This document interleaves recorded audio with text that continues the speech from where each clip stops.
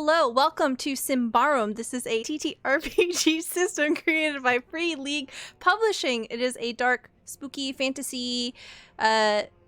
We've got creepy things in the forest. We've got, God, my first intro was perfect. Take it away, Kevin. Yes. Before we do, this game is dungeon mastered by our friend Kevin, also known as Obdurant. But starting today, we're going to be doing a new thing. Who is going to die today? We have an open betting pool. For information, you can use ! how to bet. And otherwise, you can just use ! bet, an ID number, and an amount, up to 1,000 Tritos. And if you are correct, you get the payout. It'll be great. And yes, Kevin, please take it away. Thank you, Stella. I have to say, I feel like generally I want my party members to survive, and I'm not sure whether having my party members decide to come up with an idea to bet on who dies next is indicative of them really working toward that same goal. Do you not approve of Deadpools, Kevin? No, I don't. The scene opens in the forest of Davokar in the early morning. There's a copse of trees with a cart and a donkey, and around it some makeshift tents and bedrolls that a number of people are gathered around. And in the back of the cart is the dead body of a woman. The night has passed probably somewhat fitfully, but quietly for the most part. There have been no intrusions. And Kory, what do your characters do as the morning breaks?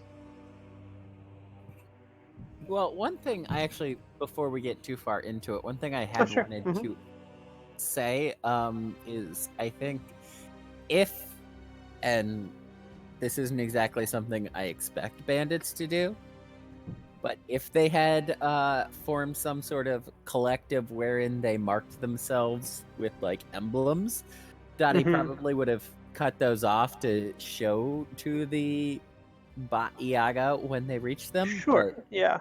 So this collection did not have any real discerning markers on them. Okay, yeah. Form of being like a cult or a band or something like that. Yeah. Okay. Well, Dati spent the last afternoon mostly passed out in the cart, smoking herself into oblivion, and then she spent the evening doing that. Yeah.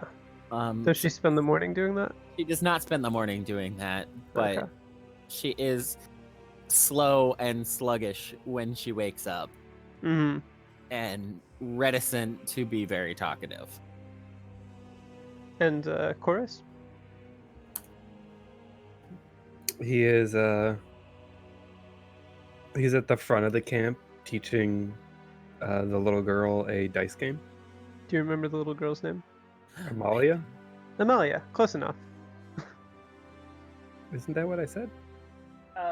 Sorry, it sounded like you said Amalia with an A, but it is Amelia with an E.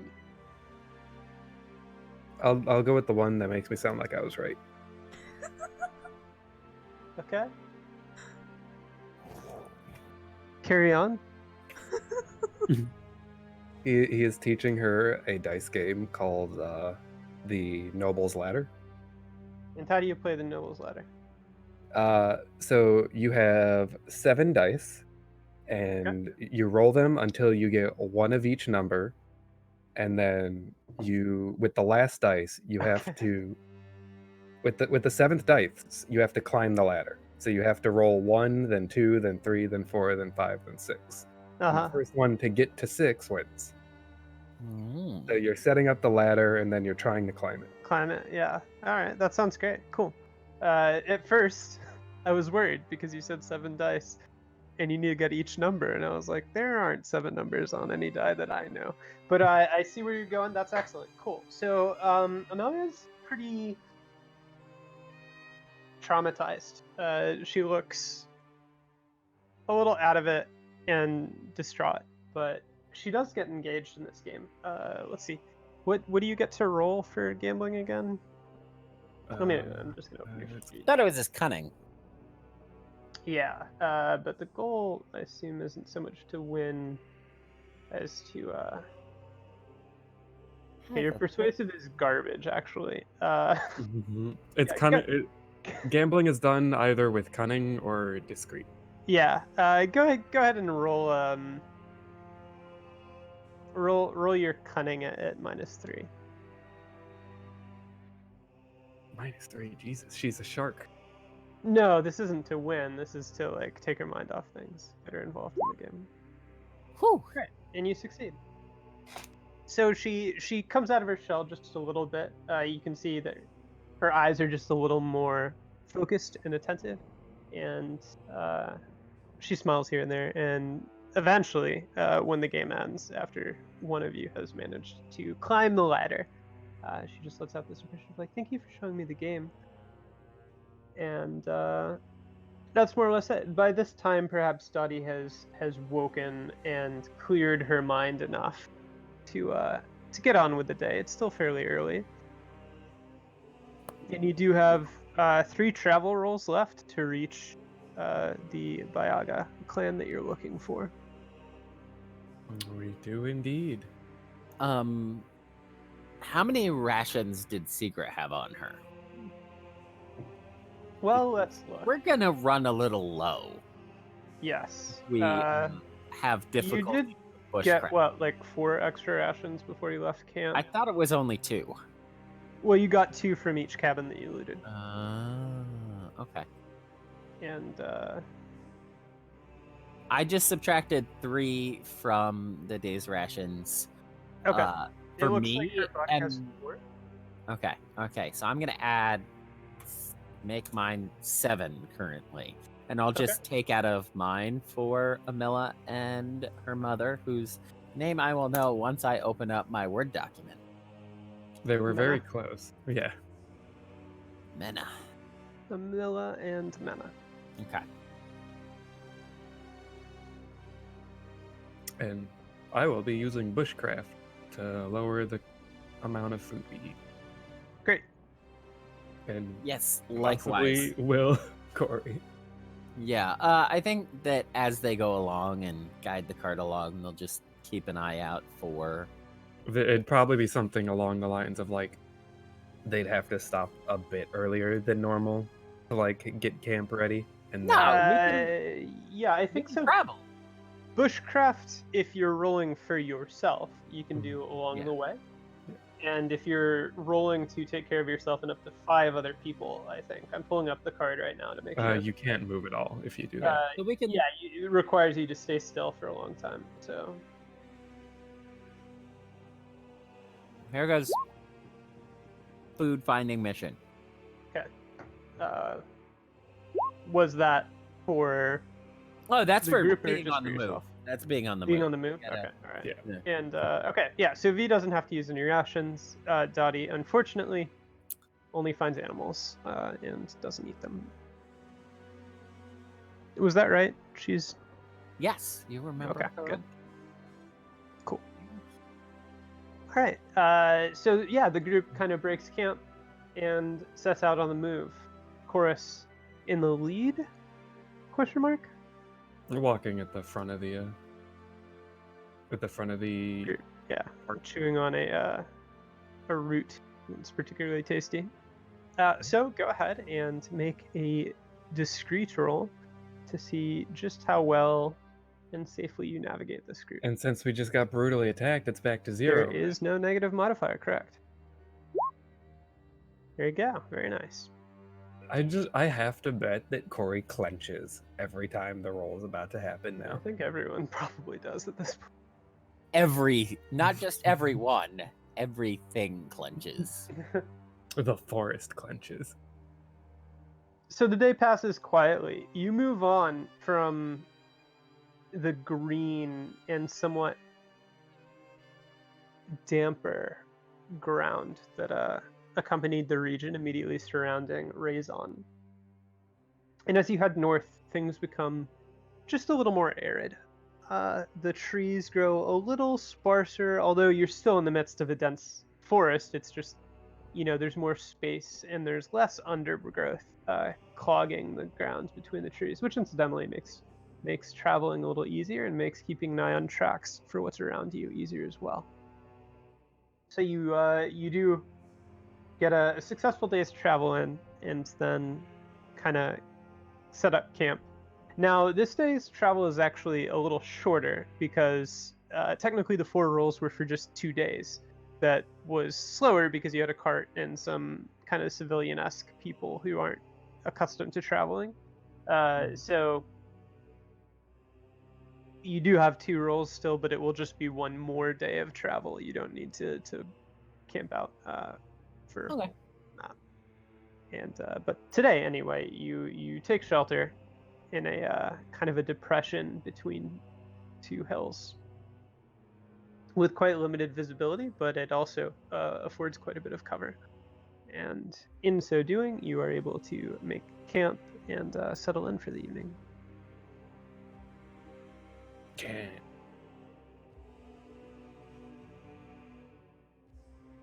How is Mena doing? Mena is periodically coming into somewhat feverish consciousness. She asks questions now and then. Sometimes she's just very tired, and it seems she's having difficulty processing what's happening and where she is. Mm-hmm. She does seem like she's running a fever right now, and although the supply of whatever was being given to her has been cut, she still looks quite sickly. Mm-hmm. And the travel necessarily, it doesn't really seem like it's too restful for her, but she's stable to an extent. It doesn't seem like she's deteriorating in your care or anything like that. Okay. Dati is No. definitely going to be a very quiet presence through this, not really speaking unless spoken to, and generally then keeping it pretty curt and quiet, very focused on the watch as they go along. Yeah. And during the night, Chorus would definitely be setting up his traps and making sure to tell Amelia the signs to look out for. This is how you know if a trap is here. Okay. Yeah, Amelia spends most of the days in the cart, kind of with her mother. Occasionally, she's kind of rubbing her forehead with a damp cloth, or just keeping an eye on her, or just looking around. But in the evening, she's very attentive to what Chorus tries to teach her. And another night will pass. So we move on to the next day. And as you gather, does Dati partake? Yes, absolutely. She will take her watch, and after it's done, she will pass out. Gotcha. And that was 2 nights of rest. We get 2 points. Yeah. Yeah. You recovered 2 points so far.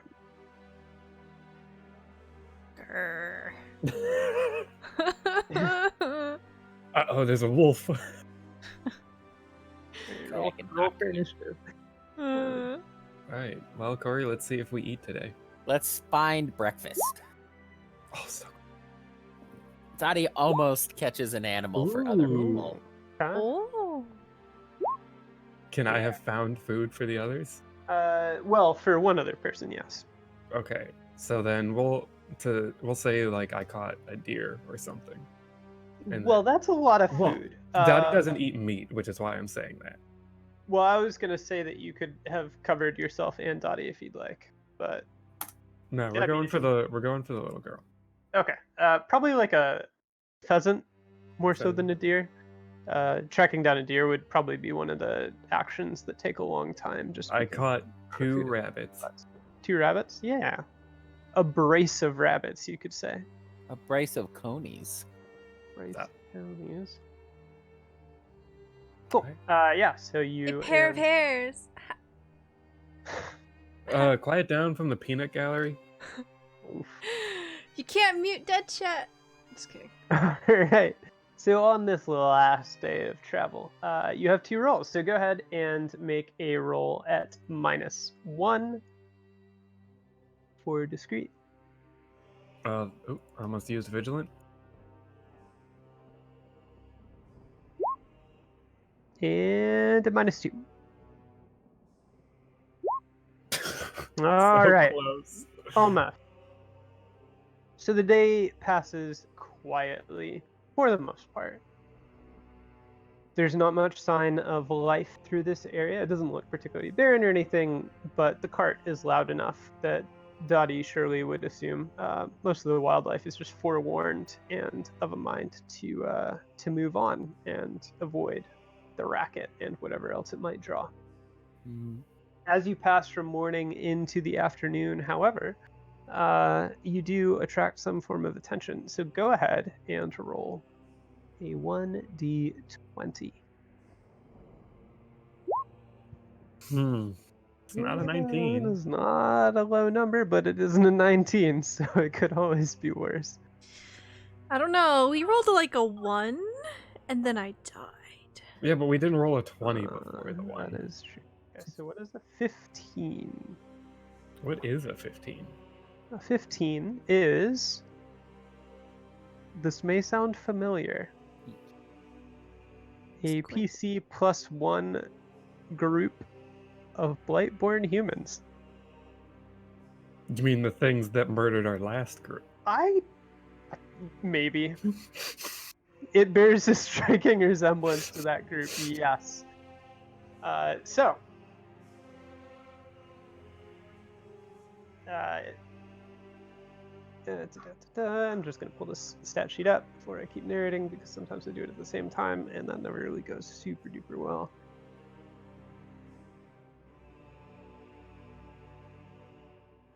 Mm-hmm. Does anyone speak Swedish? Anyone speaks? Yeah. What does roll split mean? That's when you get stabbed across the gut and you roll on the ground with your intestines spilling out. It means you take the toughness trait, then you roll 2 20s. I think it's just the Swedish word for like roleplay or role playing or something like that. That's the It's on the context sheet. in it written. Yeah, Kory, I'm gonna need more roll split out of you. But I speak none of that language. Kevin, you weren't supposed to answer because you were looking things up. I'm sorry, I've looked it up. Anyway, so you travel, you continue on, and in the afternoon, you encounter a gorge that cuts across the direction of travel that you've been coming through. Now, Horace is vaguely familiar with the area. It's been a little while since he's been here, I suppose. But he has a feeling that you can cut to the west and follow it, so the group makes a descent along the side of the hill, just shy of the gorge. And it takes some time because you have a cart, and the wheels aren't really meant to handle an awful lot of terrain changes, and it's rocky, and it's difficult. And at one point, the cart gets stuck. A wheel gets pinned between two rocks, and it is caught fast. And during the time that Dati and Chorus get together behind the cart to try and start pushing it, as the donkey vocally complains back at Dati about the ridiculousness of the situation, a handful of rocks in the form of scree comes down the side of the hill. And as you look above you, you see a pair of antlers rising just above the far side of the curve of the hill. And moments later, the antlers come closer, and you see a figure come into view with a pair of twisting, curving ram's horns sprouting from her forehead, really from her temples more so than the front. And she has matted hair and wears leather armor. Ooh. But you can see that the armor is in dire straits. It has not been cared for in a very long time, and you can see patches of fur protruding from gashes and rents in the armor, and her hands are made of claws instead of anything human. She lets out this very eerie, rasping cry, and it's echoed in the background twice over. Oh, It So is it's- PC +1. So. Yeah, AC's plus 1, so there are 3 of them. So as 2 more figures rise into view, one with similar horns and one without, the 3 begin to lope down towards you, and that's where we will start combat. So let me pull up So this tracker. are we hemmed in on the sides? No, you are partway down a decline on a hill with a cart that has a wheel kind of caught. If you want to invest time trying to break it free, like if you're just gonna And try then to, hit him like, with the cart? That's a good idea. that would be a challenge because you're not playing Pikome. But No, I didn't mean pick up the cart. I meant like send it down the hill and oh slam no, it they're into above you. I was like where your head's at. I'm surprised that was your first thought, but you I can like where your thought is, though. use it as a club, I guess. So what? I need to click this button. I need to get rid of that name right Okay, there. so Wow. they're Wow. they're where we just came from. Yes, kind of. So you've been following like a curving sort of descent at like say a 45-degree angle because the hill's somewhat steep. Yeah, they're more or less directly above you, coming straight down because they don't have a cart to deal with. How grassy is the hill? It's sparsely grassy, and the grass is dried and yellowish. There's a lot of dirt. All right. And their quick is 7. Do you have any fire arrows left? No, I've ran out of fire arrows a long time ago. Oh. I've got a grappling hook. Okay. I'm gonna edit that because that is obnoxious. I can't edit it. Baby I'm humans. going to delete that. You could just say Blightborn. Yep, that is what I'm doing. Alrighty. Light- Chorus, it is your turn. They are a movement away. So I'm the furthest back right now because I was leading. Well, well, pushing so the I cart from narrated it as Okay. you coming back to help push the cart. If you feel Okay. Chorus would not have Well, I'm done just- I that, was you just may trying declare to- yourself as someone else. I was just trying to somewhere figure out else, where I rather. was. No, that works fine. Because then, so, all right, I'm going to set down my big ass bear trap in front of me, and then I'm going to back up. But in order to set it down, I have to do a cunning test. Okay. All right. hey. So the 1d12 bear trap is set slightly behind the cart, and then I'm gonna use my movement to Okay. back up a bit. Did you sort of conceal the action by doing it a little behind the cart? Is that the plan? Or did you do it in open sight? Yeah, it's more to just like force them to have to like take time to go around, or Okay. Sure, because absolutely. it does take an extra movement to have to avoid the trap. Works for me. And then that's my turn. Dati's going to ready Sukra's spear and ascend right up on the cart and wait. Okay. Sounds good. Also, Korra's would have told Amelia to hide under the cart. Okay. She scrambles down on hands and knees and wriggles into place beneath the cart. All right, and then Doom approaches. Yes, it is their turn. So the lead, Blightborn, charges down the hill. She will reach the cart. So Dati, because you're using a spirit, you will get an attack as she enters melee range. And is that attack with advantage? Because I'm up on a cart and have a height advantage? It is, yes. Okay. One thing, Kevin, did you want to do the vigilant, discreet thing for the trap in general, or just say like they're aware? So since you just kind of put it down, I'm assuming that they're aware, rather than it having been like laid in place or put down directly behind the cart. Now, this person is not at risk of triggering it because you have it like behind into the side of the cart, and Dotty's just on the cart, so it's still in front. But when she circles around, she'll have to navigate it. Just getting general knowledge. Yeah, so generally, if it's planned in advance, I'll have them roll to see whether they can see it. But if it's like a combat action that you take while you're in sight, I don't think we've ever had a combat where it was in advance. Yeah. It's difficult when you're moving. Mm-hmm. Just be grateful you didn't have to roll to see if that was a free action for them surprising you. Just be grateful there isn't a knife in Dotty's ribs right now. Yeah. So, what's the modifier for this? So you are rolling to attack at +9, and because you have advantage, that is in fact +11. And then you're 1d4. And you deal damage. Let me set up some charts for these fine individuals. Do they spit acid back at me? They sure do. I forgot about that, but when I saw the +9, I was like, oh, right.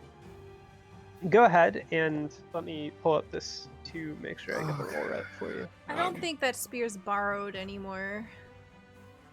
Yeah, Well, I guess it's just yours at this point. No, your body's still right there. He could return it at any Where's time. the spear blade? Acidic Does blood. Oh, no, just acid. There we go. What level is this at? It is at 1. Yes, blood. Okay, so go ahead and make a defense test at 0. okay. You're good at that. Not really. She's good at not having to roll it. Yeah. Yeah. Oh, that was your defense. Oh, that was your roll. Okay, you got hit. Okay. So you have now been hit with acidic blood. It deals 3 points of damage per turn. It does not say that it is armor piercing or anything like that, and we did not play it as armor piercing previously. So you will take 2 points of damage now, and roll defense against it at the start of your next 2 turns. Okay. Does it breach at 8 damage or however after armor? The pain threshold? He's asking about his attack or her You attack. did 5 damage, so no. No. 5 plus 1d4. Advantage. Oh, there you go. Cool. So that's 7 damage total, or 8 damage, and it has that much armor. So no, it does not reach the. It has 8 armor? No, I said that. Okay. That much is in classified. Well, that much also means that much damage. Okay. Next Yeah, no, thing. I see what you're. Uh-huh. Next beast. Well, actually, that was just its movement. It hasn't tried to attack you yet. Oh, yes. It tries to attack you. What's the roll? It will be a resolute versus, or a persuasive versus its resolute. Okay, its resolute is 13, so that is a roll of -3 to you. That's still really good for you. Yep. He has a very high resolute. 65%? Nice. Okay. Yeah. So you dissuade it from trying. Essentially, I mean, you're standing on top of this cart with a spear that you've already hit it once, so it doesn't. I mean, she stares at you and hesitates, and it's clear that she doesn't want to try and push up into that cart again. Jabbing at it repeatedly, trying to force it back. So she starts kind of skirting around the cart. Into a trap? Well, yeah, so she basically comes up to the trap and halts there, and that will be her second move. She's not been able to Nice. get anywhere. Now to do some insane strategy where I grappling hook the trap into her. That would be very V. That would be extremely V. How about you just focus on getting them killed or running the away? trap does more damage than my shot, Stella. It's a 1d12. The disembodied voice of Sigra is like, do better. Please do better. The So what second Flightborn human will do more or less the same thing. So it runs down towards Dati. You will once again get a free attack on it. So go ahead and roll to attack at +11 because you have advantage. Okay, and so that is 6 damage. And Dati go is- ahead and, well, Can the acid stack? Because we didn't really let poison stack. yeah, so I'm gonna say that, like, you'll roll to defend against poison, but, or acid, and you'll take, like, the immediate damage, but it won't, like, stack progressively. Like, each turn you aren't going to make several acid rolls, it's just the same number. Okay. So Speaking you, of the same number. again, take 2 points of damage as this dark black blood sprays up over Dati, and it bites into her flesh and starts eating into it like acid. But yeah, so for the next 2 turns, when you make that roll again, you're just making the one. You're just taking the 1 die of damage. It's not Okay. gonna. It will try to attack Dati, so go ahead and roll to dissuade it. Same roll, -3. Okay. I would like to reference a trait Okay. in that I can give myself or my group allies a +1 bonus on all persuasive tests while singing a song. Yes. And I think, Can you put that in the chat? Do you have a card that you can share? I don't have because it's over on boons, and boons they don't let you. Oh, they don't have. Okay. Well, you can. They do not. But I will toss it down.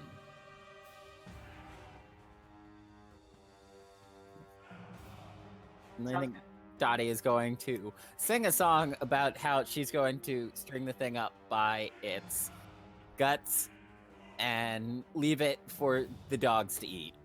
I Yeah. hope this is in the language I don't understand. No, this is in a language that she hopes everyone understands. Poor little girl under the curtain. Yeah. So you're resolute. Oh. Son of a bitch. Oh well. Roll to, I don't know, confirm. Okay. Roll the choke. So that's very unsuccessful. That is incredible. Your song just strikes something primal in this blight beast. It encourages it. It encourages it. Its eyes gleam feral, and it lets out this wordless snarl that you feel might be it trying to say something back, but there's nothing intelligible, and perhaps nothing even just thoughtful in it. And it leaps up at the cart. It bounds onto the edge and stares kind of evenly towards / down at Dottie, and then just lashes out with its clawed hands. So go ahead and roll to defend. Accurate is at -5. And that is a Dottie hit. drops. She drops? She just straight I'm drops? pretty sure. How much damage does it do? Oh my god. 9. 9? Oh yeah, no. Well, No way. before armor. So Oh yeah, no, there was no way. She didn't start this with 9 armor or 9 health. She drops it. Yep. So Dottie's down. The third, Bloodborne human charges down the slope, kicking up dust and sending rocks down below as it charges. It rounds the cart, and in its fervor to reach the remaining standing individual, it steps on your trap. Yay. So what's the how's this work? Well, if it steps on the trap, it's 1d12 damage. Okay. Go ahead and And- roll 1d12. 1. Step. Hey! That is 7 points of damage. And then, in order to get free of the trap, it takes a combat action of. Strength versus cunning. Yeah, just. Equipment. Advanced player. Because it doesn't have it in the traps thing. I see.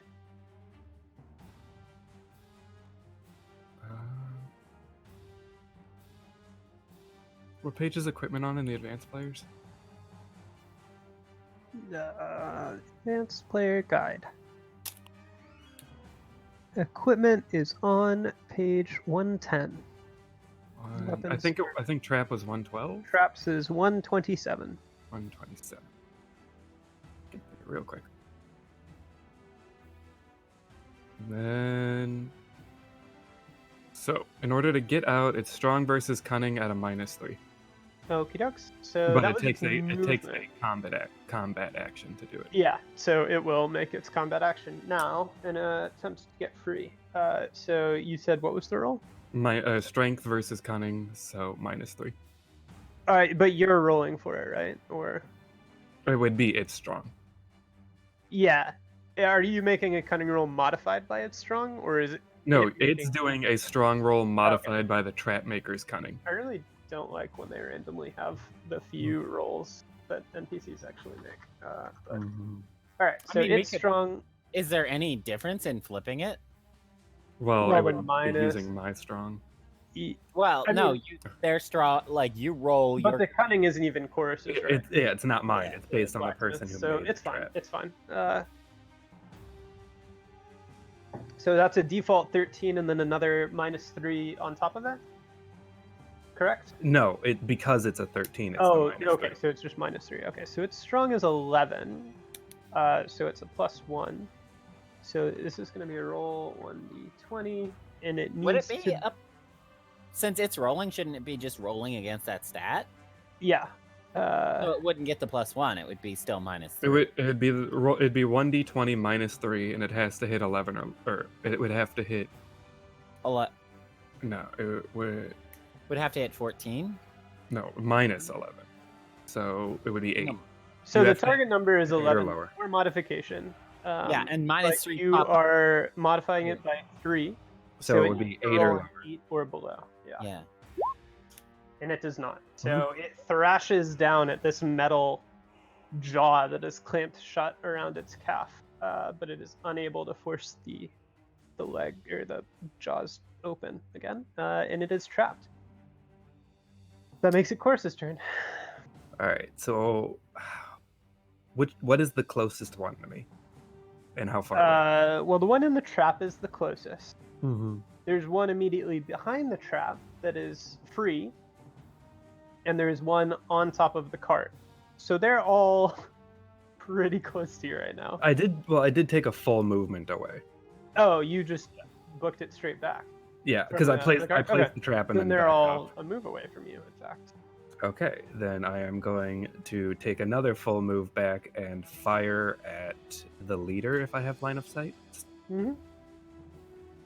So that is vigilant +9, Vigilant +9. +7, right? +7? No, but- it's +9. You are 9, correct. okay. Wait. That is I a should stat check. I should have Just roll rolled your weapons damage. Just roll your weapons. 1d10. Yeah. It's a 5. Okay, 5 points of damage. Do you have any extra qualities, or Just 5. and which one were you targeting? The leader. Okay. Great. So that's your whole turn, huh? Mm-hmm. Did you use like the? Oh, you moved, so you couldn't. Yeah. Okay. Gotcha. Alrighty, that is everything on your turn. I'm to. Okay. Now Dati gets to roll a death save. Mm-hmm. Oh god. That's not a good answer. Hmm. Okay. Yes. So Dati is in dire straits and not looking any better where she lies. Next to you. Dati, come to the dark side. Jesus, Stella. Wait, did you bet on Dati? Is that why you're saying this? Shit, I don't remember who I voted on. Oh, I voted on V. Are these monsters? They're Blightborn humans. Monsters. Their race is abomination. I mean, are abominations monsters? Because I hear there might be a monster hunter in the area. I mean, they would be regarded as monsters, yeah. Okay. Meta pigeon. Cool, cool. Man, if only I had taken a whistler. Could see if anyone was nearby to help. Instead of these stupid hammerhead bolts that I didn't realize were worthless. You know what I'm still sticking to? I'm sticking to the logic that we should have went with a battle donkey.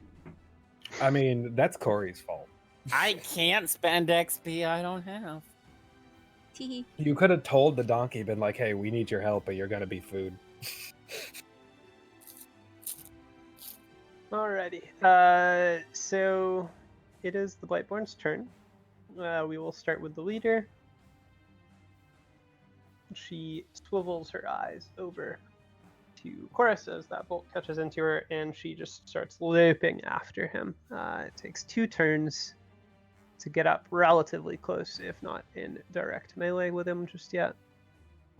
The second Blightborn will do similarly. It vaults off the edge of the cart, lands rough, slides down a couple feet, and then starts bounding forward.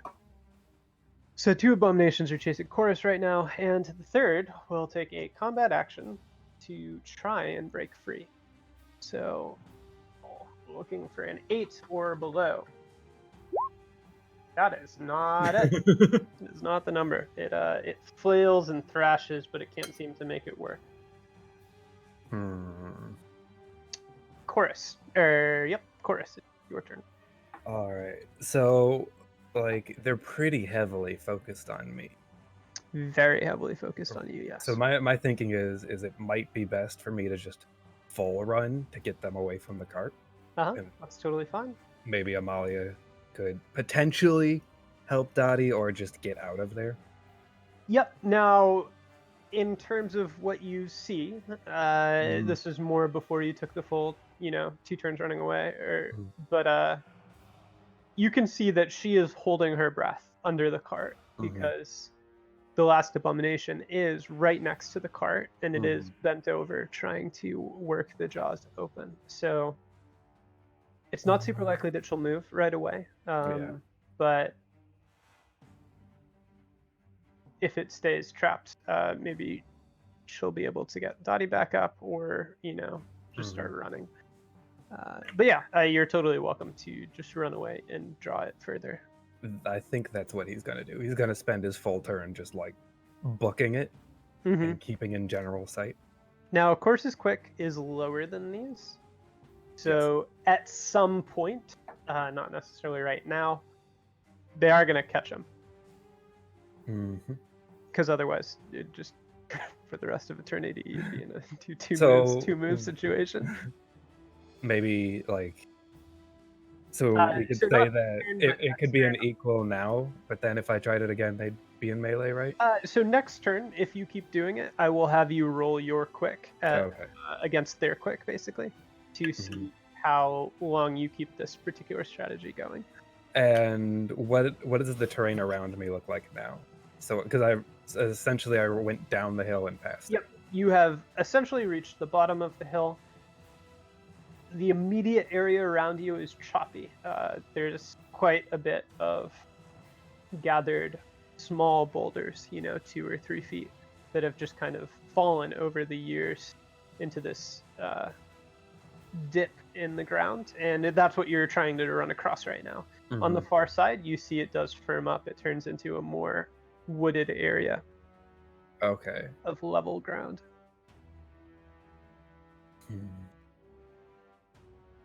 All right. So that was my turn, the full movement. Okay. Dati, go ahead and make a save.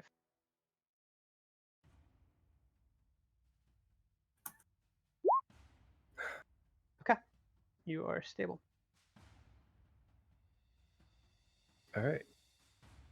I think the most relevant one is the one in the trap as to what advances. Yeah, well, the first 2 just chase after you, so their turns are very easy. The third one, we will roll 1d20.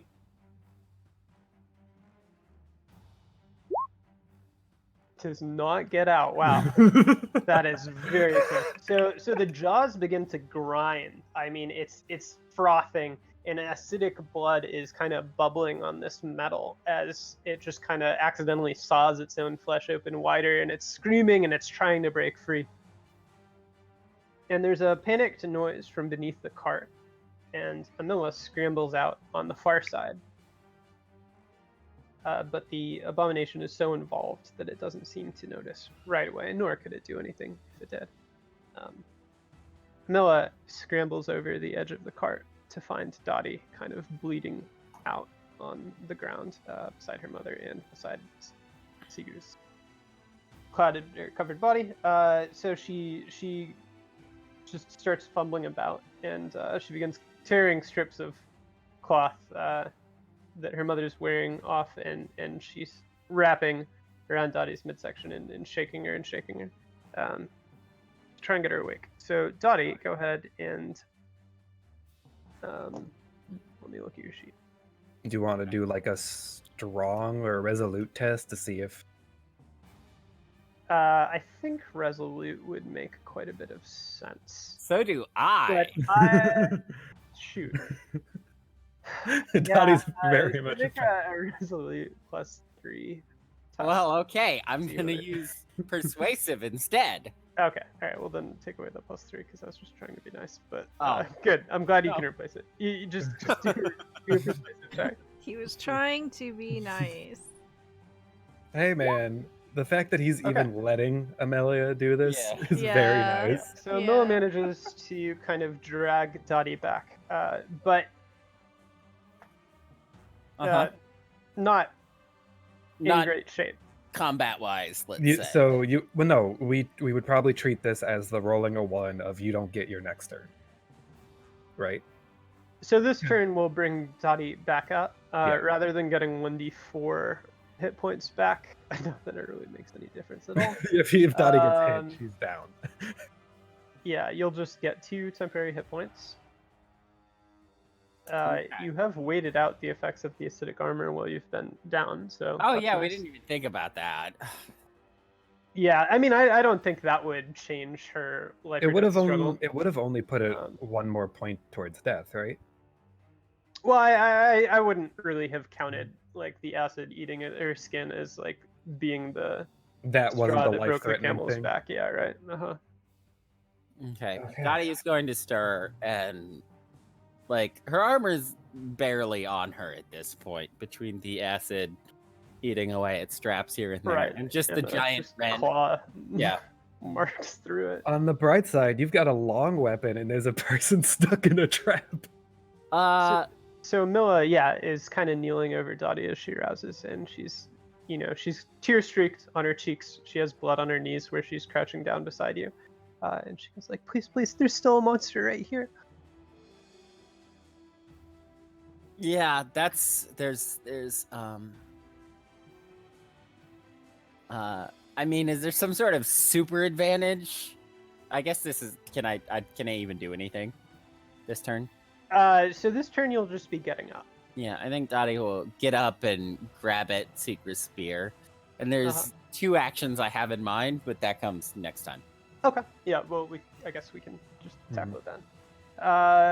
So it's the Whiteborns. Well, this was the Blightborn's turn that we were doing.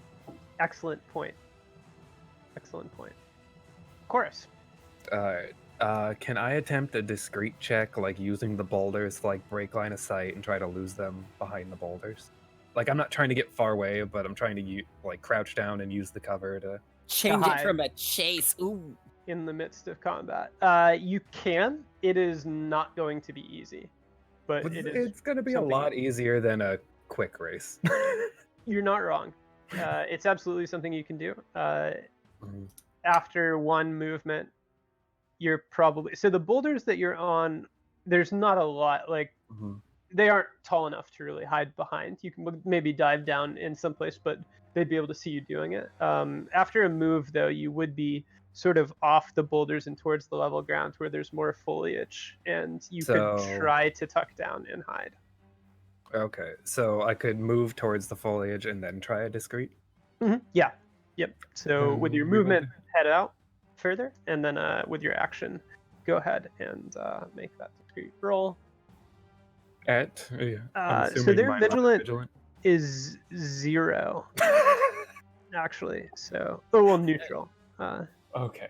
Yeah, I was That's gonna fair. say 0. Yeah, you get a +10. They can't see anything. They're actually blind. By the way, they're blind. Man, they really avoided that bear trap pretty well. Yeah. Oh, flat. However, it's flat versus them, but you do get the disadvantage of being extremely winded at this point, and also trying to hide So, in combat. Not easy. what do So you- I'd say -2. -2. Do that. All right, Okay, we in the fantastic. trees, boys. Good success. So Chorus, excuse me, manages to disappear into this sort of dense tree line ahead, and as he gets behind a trunk, he just dives and manages to just get in amidst the roots and the growth on the side of a fairly large tree with these hanging vines about it. And there he hides. Dati, it is your turn. So, there's two things. I guess there's three things that can be done, but Mm-hmm. one of them is probably the worst option, and that's stabbing it with the spear some more. Well, Okay. you have a long weapon, so you could stab from out of the range, and then Yeah, if I you mean, can't break that's not- free. So that's not how long weapons generally work in this. That is true. It's not how they work. It is. I think that the quarterstaff would be the best option for thumping it because then it wouldn't bleed on me, potentially. Mhm. How likely is it that we can use the spear to kind of leverage us out of our shitty position? You mean the Is it- cart? Yes. It's likely. It's going to be somewhat difficult because Dati is quite injured. Yeah. But given that you're using the spear and that you have something of a chance of breaking it and doing so, Yeah. it's feasible. Mm-hmm.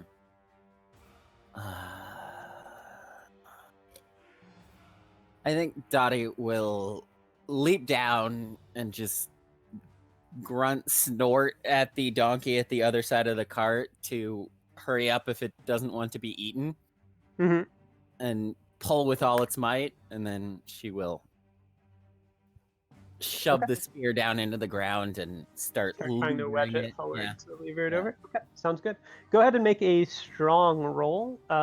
This will be modified, I would say probably -2 based on her physical condition, and +3 based on the fact that you're essentially consuming a spear to do this. Okay, and what about the donkey? -2. I mean, the donkey is what's making this possible. Yeah, okay, in the fair first enough. place. So +1 right now. Yes, that's out to a +1.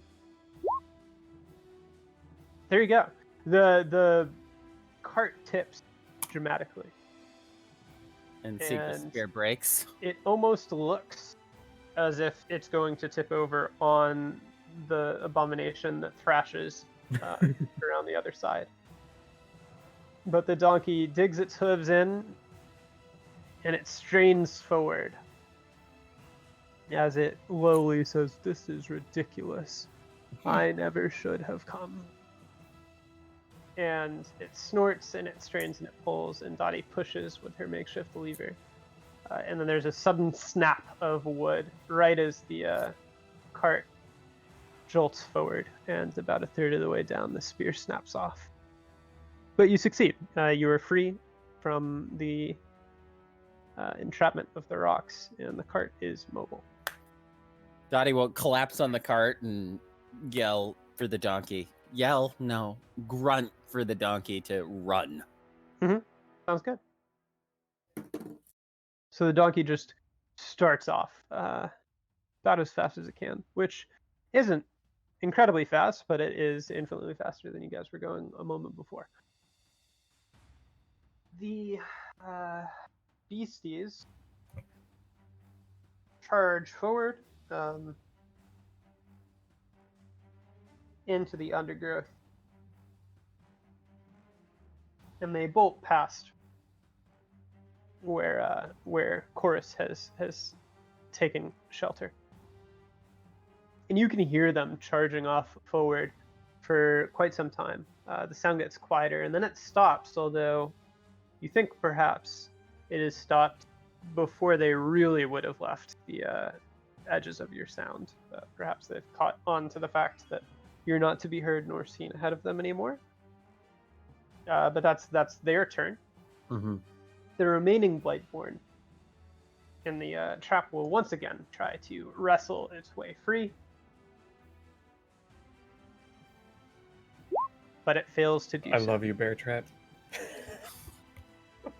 Bear trap and spear MVP. And Amilla.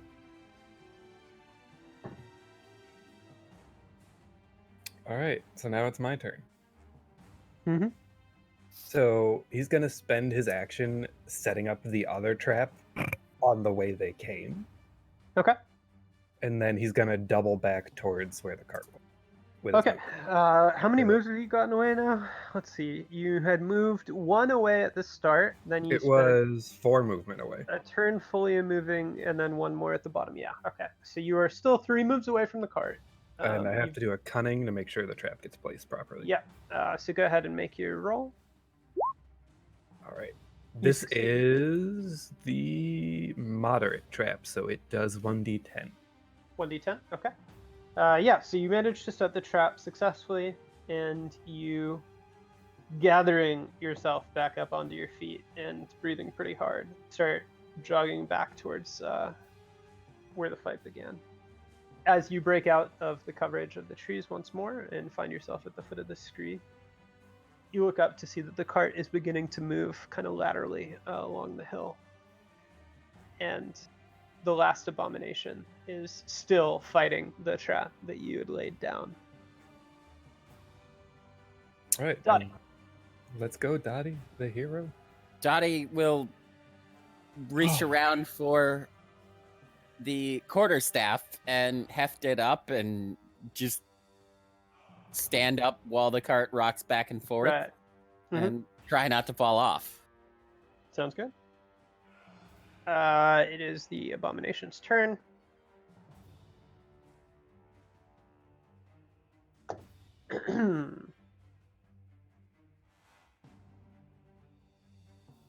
What was the discreet roll? If they're trying to spot the trap, it is vigilant versus discreet, so it would be -4.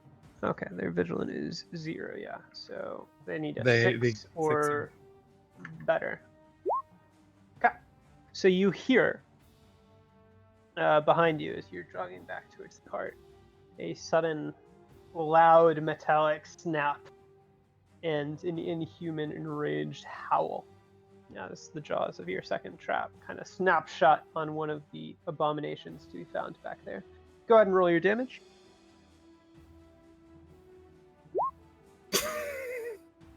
Look, as long as it holds them still, that's all that matters. Well, they get a combat action, but as long as it consumes 1 movement action, I'm happy. All right, so we're going to roll for the one up on the hill and then this new one that's been caught. So this is the one up on the hill. Still trapped. Is the difficulty still the same for the moderate trap? Yes. Okay. Yeah. The default for every trap is. Okay. They are still both trapped. And then you see one abomination appear on the edge of the tree line. Is it the leader or just the And normal? it is not the leader. It is Okay. the last untrapped normal abomination. All And right. it flaps chorus and lets out a bit of a howl. Get up here! Traps. Trap. I need the page for abilities. It's like 80.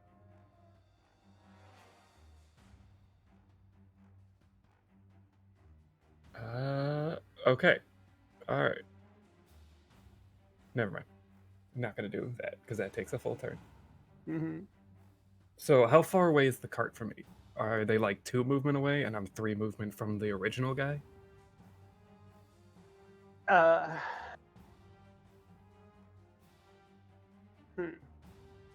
Because the donkey would have moved, I assume. Downhill. But I don't know if they were going the way I went.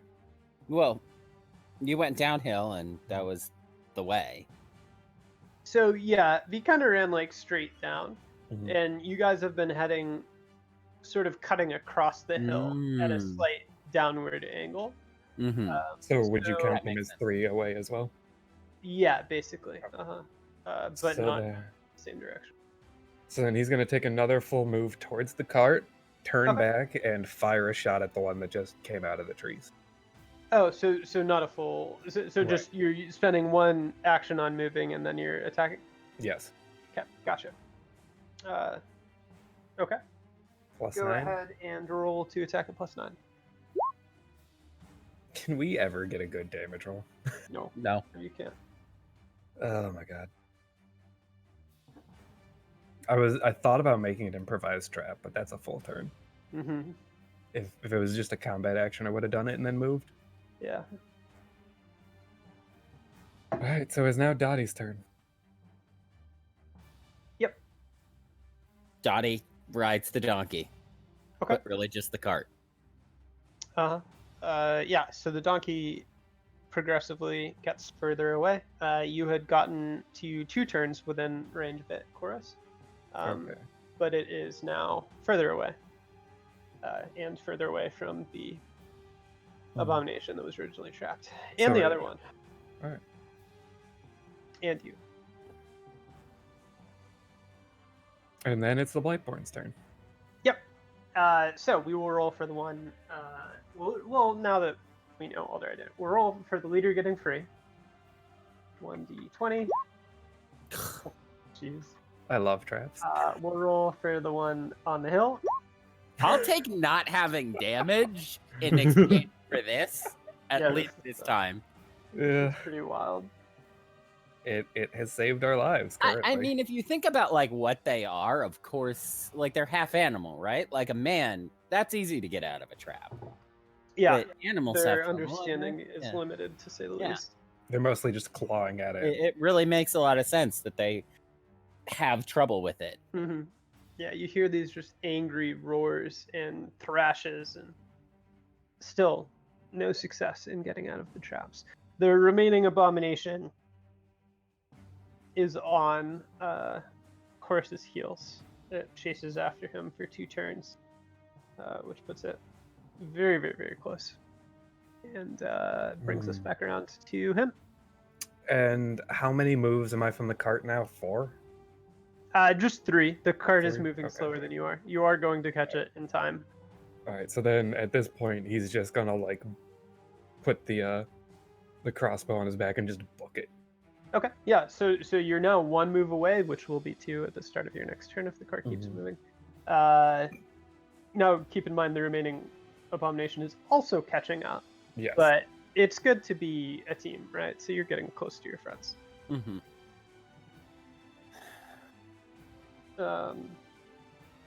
Okay, great. It is Dottie's turn. Where did Chorus put those throwing knives? They're in the cart. 7 of them. They're in a bundle in the corner of the cart. I specified that. Can I hit? Can I not? Can I hit? I can't hit. I know. Can I throw a throwing knife Absolutely. at the thing over Chorus's head? Yeah, Dottie will seize up a throwing knife. Yep. And It will be accurate. she'll throw it over at the charging monstrosity. A And throwing knife is 1d6 base. So that Okay. is an accurate roll +9. okay, and if it's I'm gonna roll since I don't have it here. 9. Wow. Confirm it, buddy. Oh, so That would have been close. a movie moment.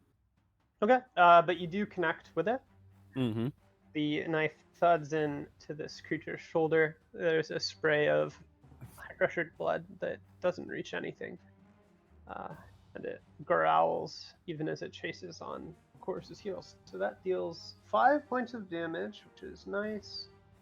And also a number that's lower than 5 after armor is accounted for. And it's the Whiteborn's turn. We'll start with the leader.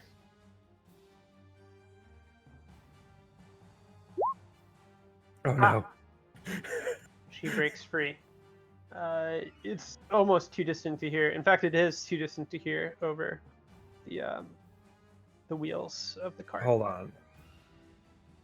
Mhm. You're right. It was very close. I did the -10, so if I had succeeded that, I damn well heard it. Fair enough. Alright. Yeah. And in the distance, you see, and the pretty extreme distance at this point, you see her appear on the tree line. A small shape Quite leaving the far tree away. line. Mm-hmm. Now for the one on the hill. All right. So it's time to Acid go. at last has an effect on the metal. Yeah. Basically eats through and weakens the metal until it manages to claw it open with a crash and an angry yelp. Yeah, so both of those are chasing after the cart, but they are quite distant. All right. Chorus is gonna book it to the cart. Yeah, now, yeah, because you're 2 moves away from the cart, so you can basically reach it.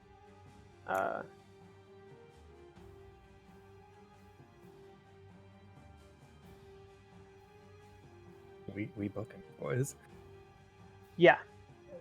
So you can reach it. You can kind of hop onto it if you want.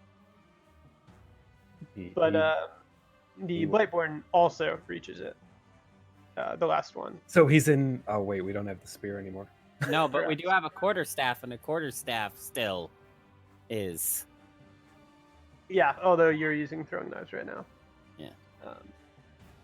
But yeah. So as Chorus kind of catches up with the cart and leaps on, the Blightborn will reach up to the edge of this. Well, hold on. How does that work out? A double movement to get to where we would have moved. Yeah. Yep. Okay, that's fine. So it's close, but it has not leaped up onto the cart or attacked anyone. Spent both turns All right. catching up with you guys. And I would assume this is a range I'm not allowed to shoot it at. No, you can shoot it. You're not in combat with it. Okay. I didn't know if it was close. I don't know whether you have like quick draw to get your crossbow out and. Well, I would just spend my movement. Okay. Yeah. I'm in the cart now. That is a good point. You are mounted. All right. So he's gonna pull, like heaving breaths. He's gonna pull the crossbow out again.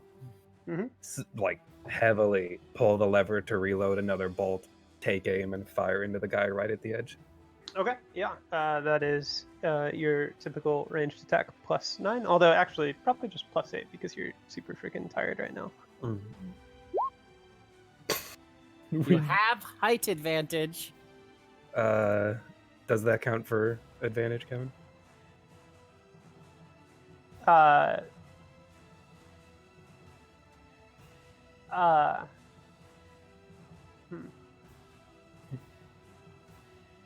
I would say in this case, yes. In melee combat, No. right now, probably not, just because the cart's moving and it's probably Hello? as much a disadvantage as an advantage to be higher because your footing is constantly swaying under you. But yeah, go ahead and roll 1d4 and add that onto the damage.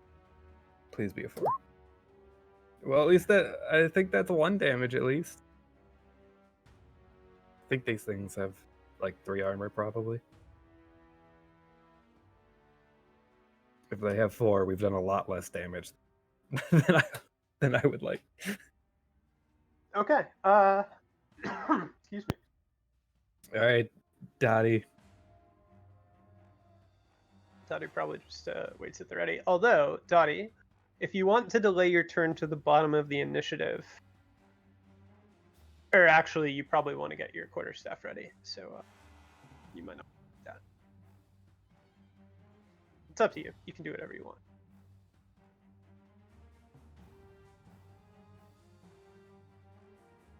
Kory?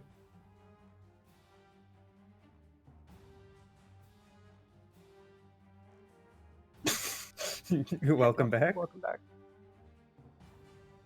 Kory? I think he it's lit up- up. No, he's glowing. Say something. I think he's echoing. Oh no, no, it's not that. He's just Oh. waking up. Did Jacob the cat eat your headset again? Cat's OP. Oh, no.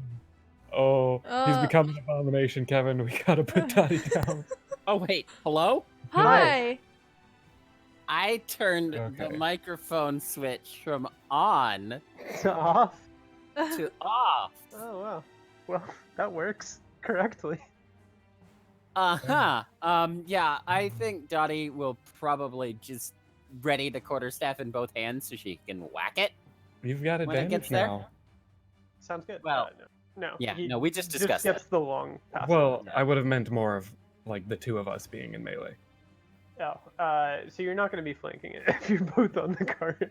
Yeah, it's gonna be a bit Well, difficult. if all for that to three of happen. us are on the cart. That. Mm-hmm. Yeah, but anyway, Okay, great. So yeah, Dottie gets all ready. It is the Blightborn's turn. The Blightborn charges up to the edge of the cart, triggering a free attack from Dottie. 9? +9. 8? Okay. You have not done any running. I guess you're actually in Oh my extreme fucking pain. god. But okay, so that... We damage. need someone who can roll high on damage. Well, you have someone who can roll high on damage if you can make it to her. All you have to do is survive. Hey, I have done my damnedest to make sure we survive this. So Yeah, this you did. blow does nothing. Okay. And that was just its movement to get into range. So it will Mhm. now attack Chorus, I would say, since it has been chasing Chorus. It's probably whole pretty time. pissed. The is very whole angry. time. Alright, so -5. You are going to roll to defend at -5, yes. Alright, so that's 5 damage to me. That is a very good defense roll. It is 5 damage to you. Alright, cool. We live at 1 health. Not even close. Wait. Oh my god, please kill this. I will never shit talk this armor again. Knife it. Alright, so like with how enclosed they are, there is no possible way he can aim the crossbow. So he just drops it to the cart, pulls out the dagger from his belt, and just tries to stab it. Okay. Go ahead and roll to attack at +9. But we're in a melee now, on the cart, together. You are. Yeah, but you're not behind it. I just want the bonus damage. I don't even care about the hit. I just Oh want the my bonus God. damage. That's all I want. Oh my god. Oh my I wish you guys had damage. I wish we have damage. We just Yeah, have we do. never rolled high. The camera cuts away to a mysterious figure who's just kind of like hanging out, flexing, swinging a sword around, and then it cuts back to whatever was going on here. Kory, I'm gonna need you to max roll damage. here. Dati tosses down Bandit. It did well enough in that it gave her a free hit, and she readies her spiked club instead and swings. That is damage. Yes.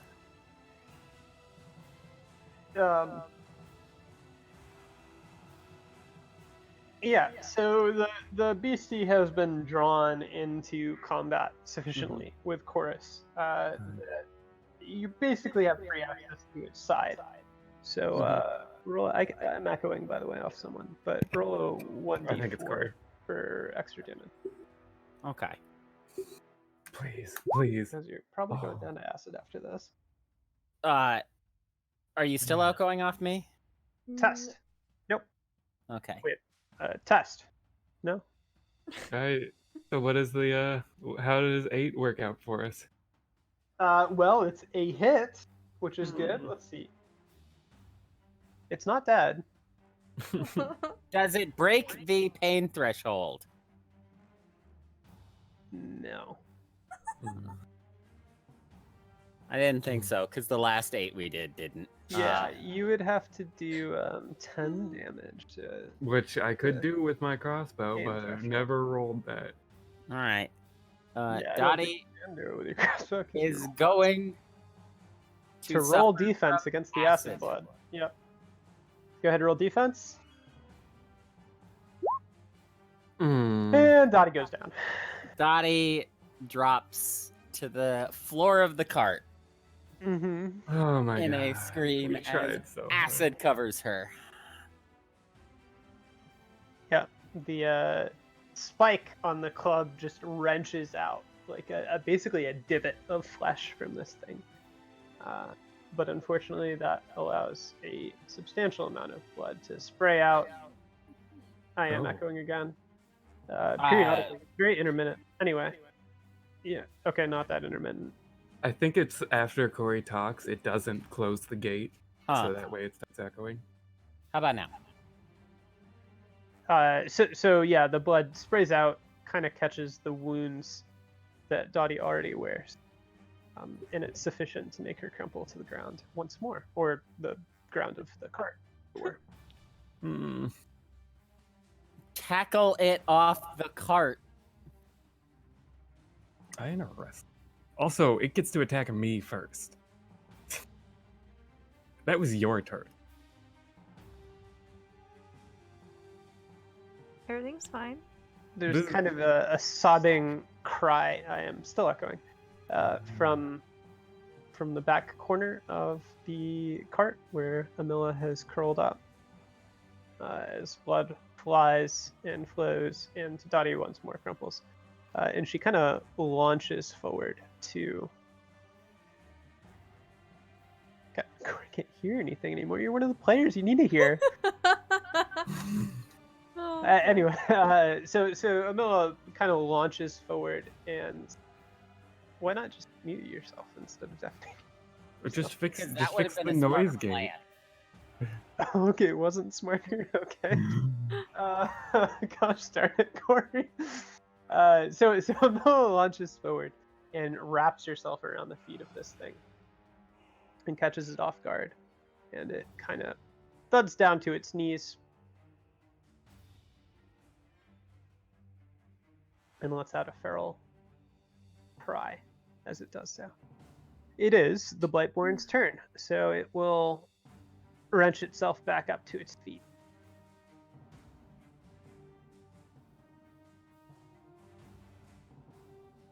Mm-hmm. go on. Oh no.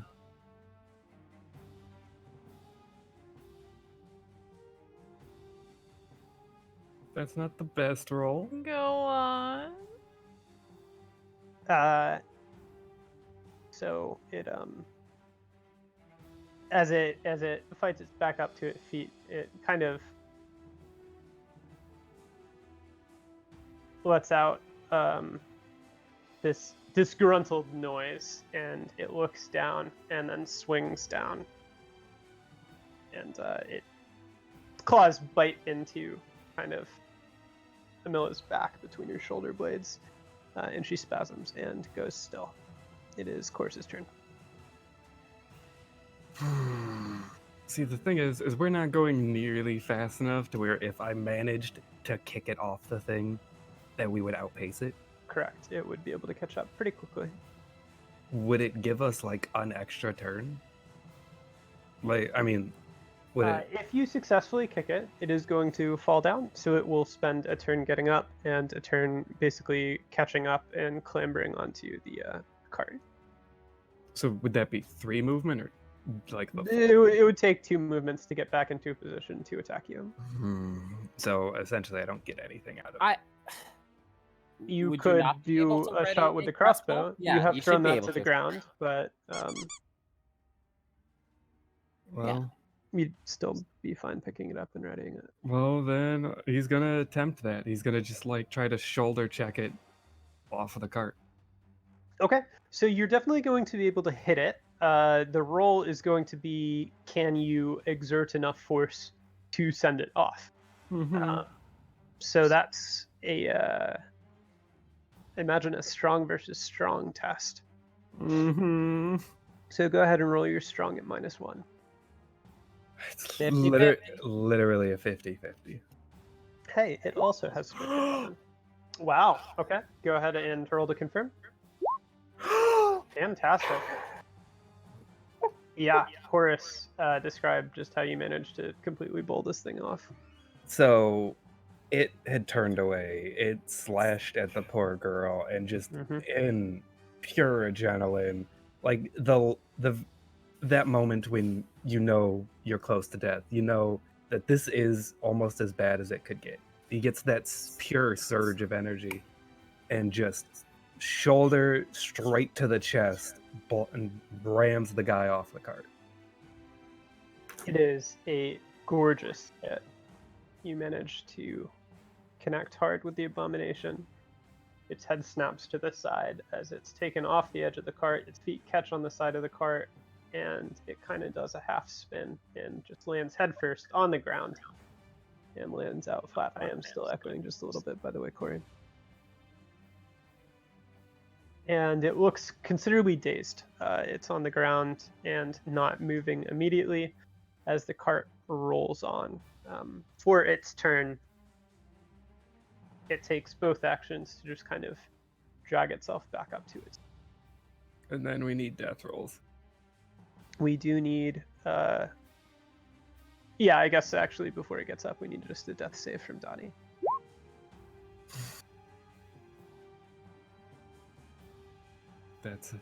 Well, hey, your death saves have been reset. So Death saves have been reset. And then we need one for a little girl if she isn't just straight dead. And actually, 2 to 10 remains stable, so you do not take any extra damage. Yeah, it's 11 to 19 that adds 1 and a 20. So. That's bad. It Alright. doesn't look so good. Of course, it is your turn. He is gonna pick up his crossbow again, and he's aiming to kill. Okay. Go ahead and roll to attack at +9. Well, he's aiming to kill, but This thing just won't die. which has been this group's experience with literally everything. God, I've never rolled above 50% damage.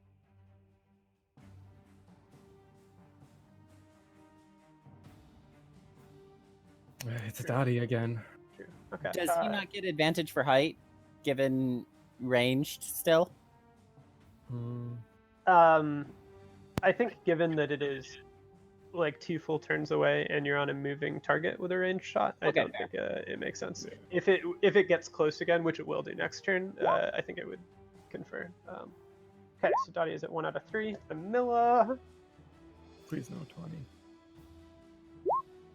Okay. still stable at 1 out of 3 as well. And we go to the Blightborn. It takes, as it rises to its feet, a shot that buries into the armor on its side, and it looks like it hurts it, but not enough to deter the creature. It is bleeding considerably from many locations. It has corals studded in its flesh. It has a gory rent in its side from where Dottie struck it before going down. And it begins to lope back after the cart, looking enraged and just overtaken by fury and hunger and anger at how things have been going. It reaches the cart, but it is not able to climb into it this turn. It is just caught up. All right. So Chorus. since I can still shoot it, this is finally the position Chorus is trained for. He's going to take his full turn action to use trick archery and attempt to pin its leg to the ground. Okay, go ahead and drop trick archery into the chat. Trick archery, I've got it like right here. Unfortunately, it's going to show up in the terrible text way. Yeah, shucks, I really wish this had like the clickable traits. It makes me sad. So there you go. Oh my god. I told you it was going to be the terrible Yeah, text no, way. you're right. You're right. I don't like that. If you do go into the text box and expand it a lot, you can kind of backspace it, or Dottie can do it for you.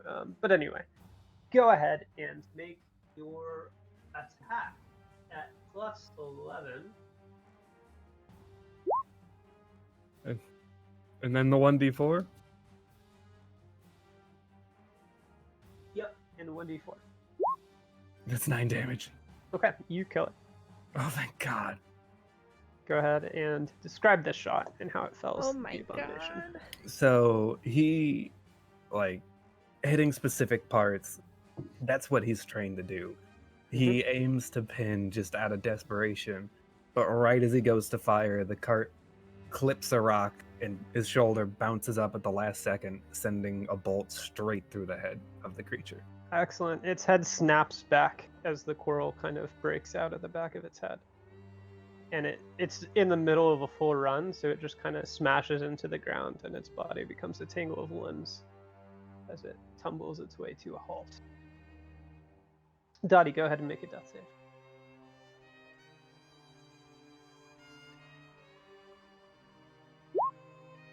Okay, still stable at 1 out of 3. Manila is 2/3 of the way to dying. Yeah, Chorus. Chorus is definitely gonna help the little girl first. Okay. Rush to Amilla.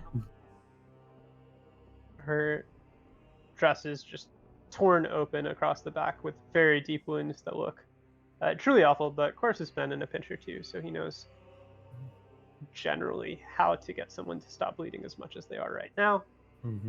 Yeah, not good at And, making it better, but he can make it not life-threatening. With a full turn, you're able to kind of stabilize her just a little bit, which brings the turn back around to Dati as the cart rolls onward, and she once more remains stable. So Chorus will be able to stabilize her as well, and probably collapse wearily. First, back in this cart. he'd make sure none of the other things were catching up or following. You have lost sight of the other abominations. And then he's just literally gonna pass out. Okay. Because he's basically ran a marathon while carrying a huge ass crossbow. Yep. It has been a trial. Oh.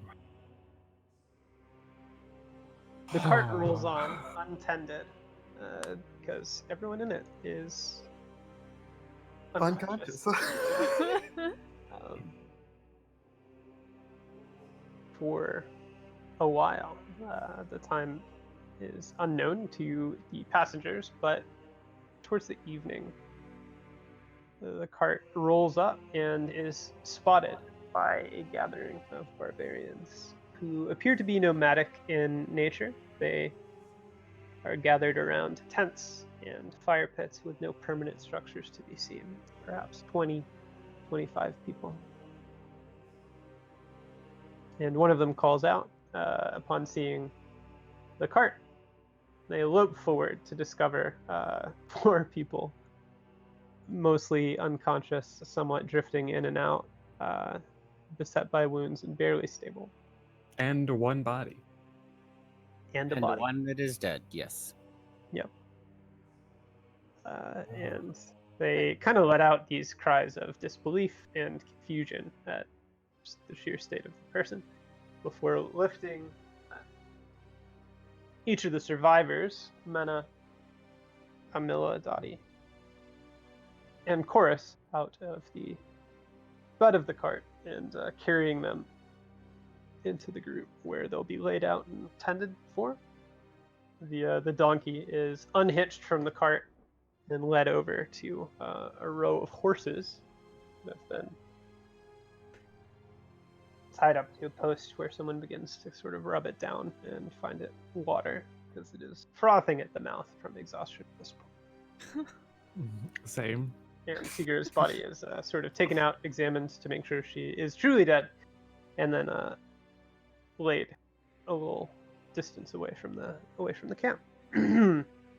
So in the night, in the evening, after the sun has set, Chorus and Dati will kind of both fade into consciousness within a tent with bandages and burning pain and acid-eaten flesh in some cases, with a knot of 3 kind of elderly figures, 2 women and a man who appear to be trying to care for their wounds. So, like, as soon as just that hint of consciousness would return, Chorus would, despite his body's protest, just sit straight up and reach for a dagger that's probably not there. Mm-hmm. Just pure instinct and the leftover adrenaline from what had happened. Yeah, so the dagger is in fact not there, and it is a surge of gut-wrenching pain that kind of tears through your body at the feeling that sudden movement incurs. But you manage it, and the elders certainly understand it. They kind of jump back a little bit and then lift hands and try to soothingly tell him, like, relax. You're here, you're safe. You're with your clan. The others, did they make it? Yeah, and one of them, the man will sort of gesture to the side to where Dati is slumbering and stirring, perhaps. Dati is stirring, and she'll groan in response to the question Chorus asks. Mm-hmm. I'm here. He gives a bit of a relieved sigh at that. and the little one. Yes, the man says. She's lost much blood, but we are caring for her. She's in another tent. She woke at one point, was asking for her mother, so we've put them together. She was truly strong. We would not have made it without her, and she's going to need a new home. They kind of glance among themselves uncertainly at that, but then kind of just look back and give Chorus reassuring looks, and they say, you should rest. We can discuss things in the morning, but you have danced with death and barely come out, so Dati muster will your strength. start to sit up here, and she'll go, no. When dawn comes, you need to send scouts the way we came. There's an Ambrian settlement that's made a deal with a dark god. We have killed it for now, but these things have a way of coming back, and I think it will. They straighten somewhat at Dotti's terms, and then one of the women speaks up. Sorry? At the end of Dottie's sentence, Chorus would also add, as we left, we were besieged by Blightborn. They were heavily wounded, but we were not able to finish them. We barely made it out. One of the women straightens a little and says, a hunting party is already on your tracks. As for the rest, Ephernea will make a decision as to your words in the morning. Upon hearing that and hearing the name Ephernea, Chorus just passes out again. Okay. Dati will feel about her person to see if her particular drug of choice is still on her body, or if that, along with weaponry, has been confiscated. So no, it's not. The weapons aren't there, but they are kind of in a corner of the tent. They can be wherever. Dati doesn't care about where the weapons are. Yeah, She just but acquired... it looks like nothing's really been confiscated. It was just more moved for the sake of Yeah. convenience. So her drug pouch will still be there. She acquires a certain amount of dream mist and smokes herself into oblivion for the night, unless someone physically stops her. So the healers kind of make somewhat disapproving noises, but they don't really interfere. And once it's clear that Chorus is passed out and that Dati is trying to smoke herself into an insensate condition, they will just take their leave, and the rest of the night will pass. That's 1 point of healing. Let's go, boys. Yes, so you can recover 1 point of healing. Congratulations. We've doubled our health. I don't think we have. You have. Dati has just gained 1 point of actual non-temporary health. Yeah, ditto with Amilla.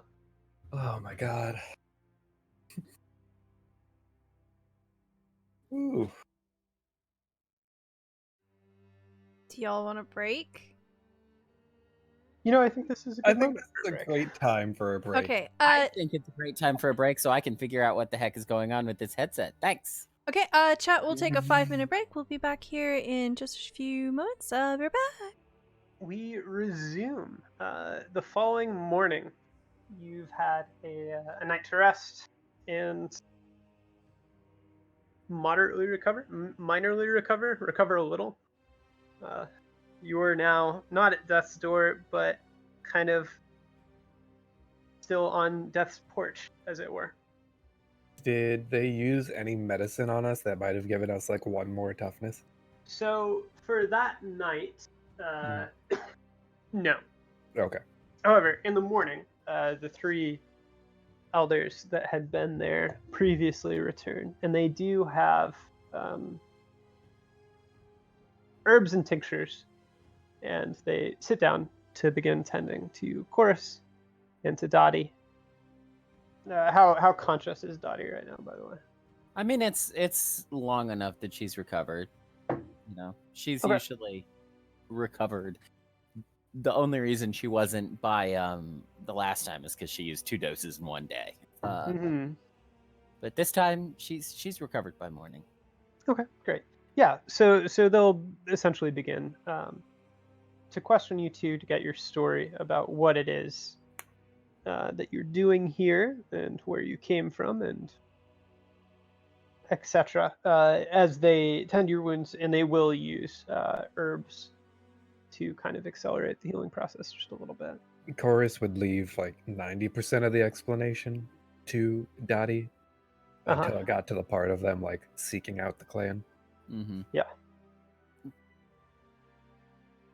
We work for the Iron Pact. And she'll kind of wait to see the reaction to that first. Chorus would add that he's just like, I'm just helping. I don't. I'm not with her. Okay. Yeah, so they glance between each other at the mention of the Iron Pact, and it's difficult to read exactly what they think of that necessarily. It's a pretty guarded look between each of them. If you want to read into it or anything, you can make an appropriate roll. No, I think that's good enough. I think Chorus would. Okay. Alrighty. Let's see. That would be vigilance, right? We'll have you roll. Will be vigilant versus discreet, or perhaps cunning here. So go ahead and roll your vigilant at -2. Oh, a big failure. He is still too wounded to really. Yeah, think clearly. I mean, your head is clouded right now. You did not come out of that in good shape, and it's kind of difficult to muster your focus. There's So a the lot of three pain glance right now. among each other, and then look back. Were you aware of the Ambrian squatters on your land 4 days to the south?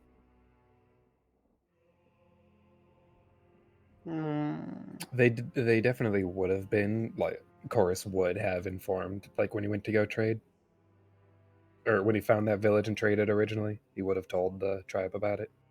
Oh, Just that, like, there were people there.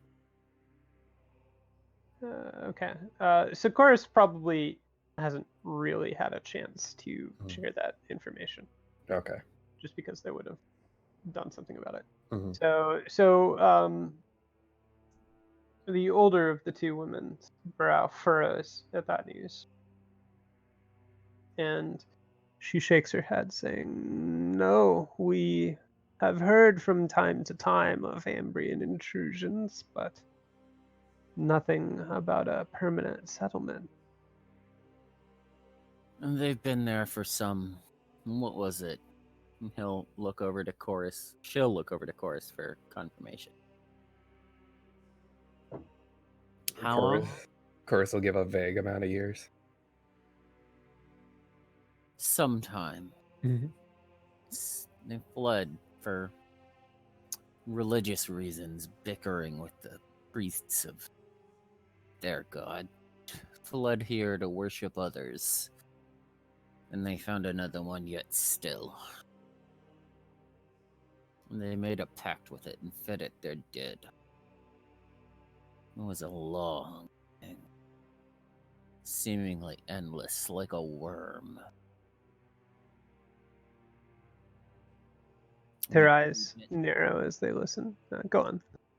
It returned to the earth, and we came here to tell you to do what you will with the remainders, but I advise they flee. And why did you bring Ambrians to us?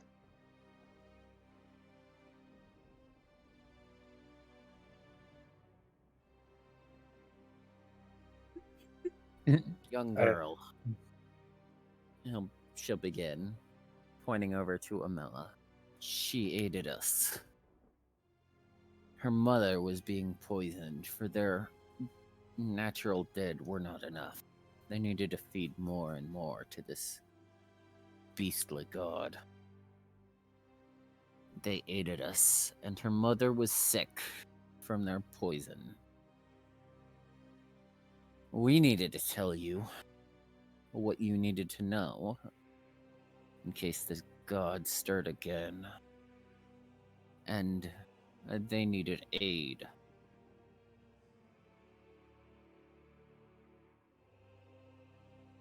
They confer among themselves quietly. And then one of the men straightens up. Or the man straightens up. And he reaches up to kind of scratch along a very patchy beard that he's been growing out. It's kind of all grays at this point and white. And he says, like, this is interesting information. We will discuss matters with Ephernea. For now, rest and get up when you think yourselves capable. Our camp will be remaining here for the time being, at the very least. Our hunters did find few more of those creatures that assailed you, and they have been dispatched. Good riddance. Chorus releases a breath he didn't know he was holding in. I would not delay too long on seeking out the settlement. We will address that in due time. Before they would step out, Chorus would add that the beast's black blood was returning to the soil. They look perhaps a bit concerned by that as they look between each other, but they say nothing else as they move on. And he does not push it. Yeah, so it's, mid morning right now, and you can easily spend the rest of the day at rest if you want, or you can, get up and start making your way about. Do make sure you recover that extra hit point for the herbs. Chorus is gonna get up and he's gonna go look for the 2 Ambrians. Mm-hmm. And for a bit of background information on Chorus's relationship with his tribe, he's sort of self-exiled. There was he doesn't have a bad relationship with his tribe, but there was an incident where he attempted a trial for more beadership and more power, and he believes he was cheated out of it, and so became a solo hunter and tried to avoid generally returning. Okay. And that was with a sort of a different family unit than Ephranea's? Yes. Okay. That was, I'd say that was probably in the main tribe. Gotcha. So the tribe doesn't hold him in disregard. It's just more of he's known as the wanderer, the lone one. Mm-hmm. Sounds good. So as Chorus steps out, he'll see, the camp is in a pretty familiar state. The Baiaga, somewhat light, right? And everywhere there are signs of readiness to move at a moment's notice, but for now, no one seems particularly worried. They're conversing around different fires, they're cooking, there are some people kind of moving in groups away towards the woods. Well, the camp itself is in the woods, there isn't really a clearing here, but away from where the tents are gathered. The neighboring tent, immediately to the left of the one you step out of, has its curtains or flaps drawn back, and you can see within Mena and Amilla are to be found in there. Now, they're both sleeping right now. It doesn't look like anyone's tending them, but there is space to kind of check in on them or hang out there if you want, or really do anything else. I think he would spend the day in there, waiting to see if one of them woke up. Yeah, so Mena is in a pretty similar state to where she was before, but it looks like she has a couple compresses on her forehead, and there's like a bowl of something sort of to the side of where she's resting. Maybe she looks a little better than before, it's hard to tell. Amilla is out. She looks extraordinarily pale and frail, but she's sleeping like a stone. So occasionally Mena will kind of rouse and say something distracted, but it doesn't seem that she really has any more of a grasp of what's going on than she did previously. Occasionally she asks where Amilla is, and occasionally she says something to Amilla that's difficult to make out. You can tell it's to Amilla, it's not like physically to her, it's just as if she's talking at her in conversation or something like that. Around afternoon, a woman approaches the tent where Chorus sits, and she's in her maybe mid 40s or early 50s or so. She stands a little taller than most of the others. She's covered in scars and just marks of a weathered life, but she looks very powerful and solid. She has a broad frame and sort of iron gray hair that's drawn back in dreadlocks that fall. Well, they're gathered back, but they fall to maybe shoulder blade level or so. She wears battered but well-fitting reinforced leather armors, and she carries an axe kind of slung into her belt. And this is Ephronea. You have met her before. You know her to be the leader. Sometimes people call her the Iron Bear or just Ephronea, but she's a very solid presence that most of the Baiaga know of, if not know personally. And she'll enter the tent and kind of glance around. I, Chorus, and then I, the two barbarians, or the two Ambrians, rather, not sleeping. Chorus would incline his head towards her. And she shakes her head a little bit, not at the greeting, but just kind of in bewilderment or surprise, and then says, I never thought that you would be one to bring Ambrians right in on my doorstep, Chorus. You should know more than anyone that I've always had an eye for potential. Potential? She looks down and says, shaking her head, this doesn't look like potential. This looks like a blacksmith's puzzle to put a person back together.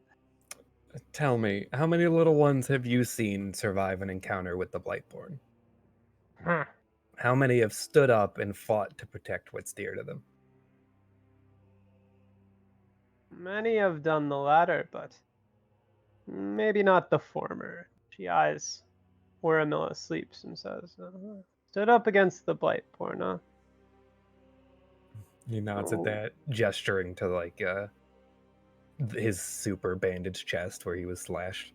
She eyes the wound, and then eyes him and asks, and why did you and that representative from the Iron Pact come here in the first place with them? He pauses for a moment, locking eyes with her, trying to think of the best way to phrase this before saying, I believe that they have proven to me that they would be a great benefit to the tribe, and that we subsequently could help them as well.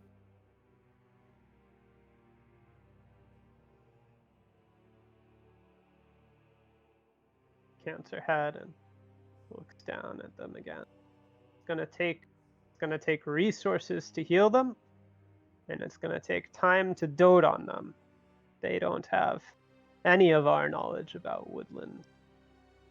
We'll be feeding them and training them for as long as they're with us, and from what it sounds like, what you're saying, you want us to take them in. He nods at that.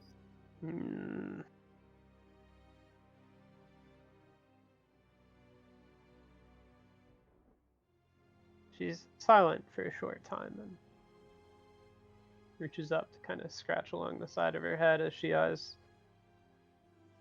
the mother and the daughter, and then gives an expansive shrug and turns and says, well, let's go talk to your friend. He'll stand up at the obvious command and glance one last time at the two Ambrians before following after. Mm-hmm. So she'll enter the tent where Dati is, unless Dati's gone anywhere else in the No, meantime. Dati has been resting. Okay. She'll...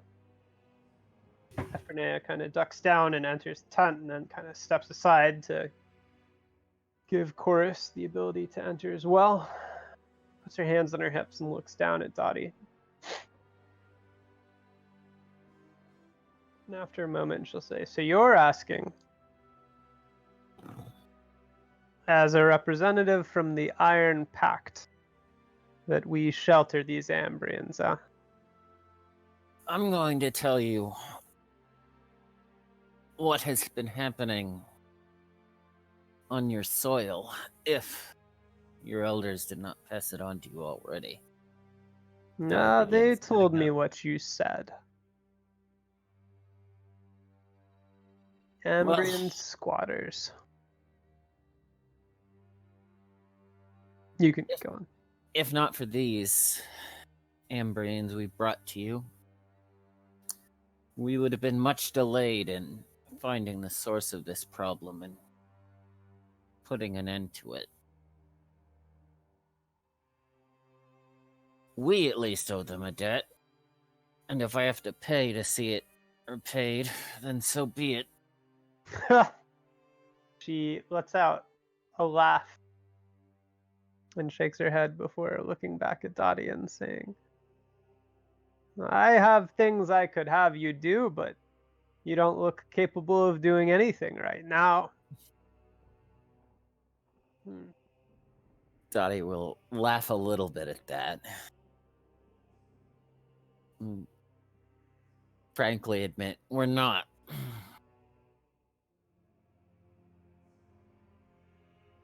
She shrugs at that and says, I have no quarrel with the Iron Pact. You make the elves keep their distance more often than not. She shrugs and certainly don't mind clearing out Ambrians. We already have some on their way to take care of any fool enough to stay. This town The mound is gone when you get there, or drained of its blackness. You should ready yourselves for the thing to return again. Has Chorus told you what it's capable of? He looks very hesitant to talk about this. She shakes her head, glancing his way.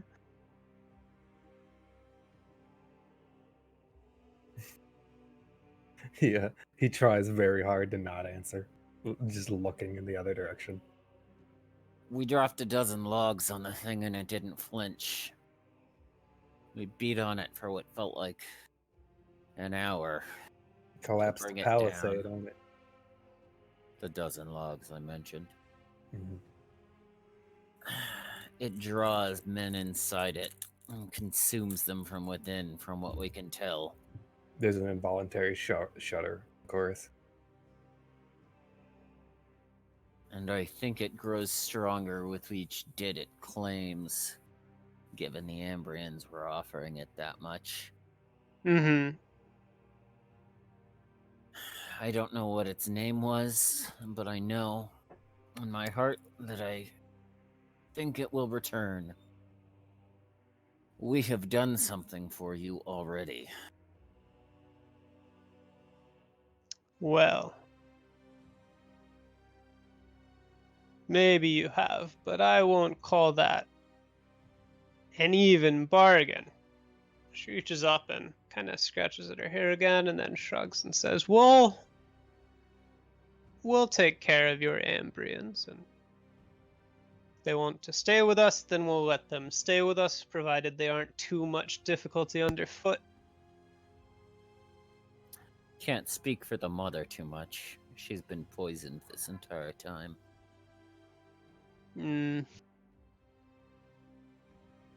But that child is braver than most men. She flashes a smile at that, and excuse me, and glances out the opening flaps of the tent. Says, there's trouble that needs addressing, and I'll have your help in doing it, but not now. The two of you couldn't handle what it is that needs to be taken care of. Two of us couldn't handle a child. She snorts and nods in agreement.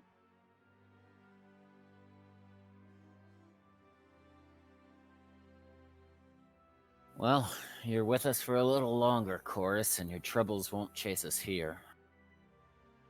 He swallows a bit at the mention of his troubles.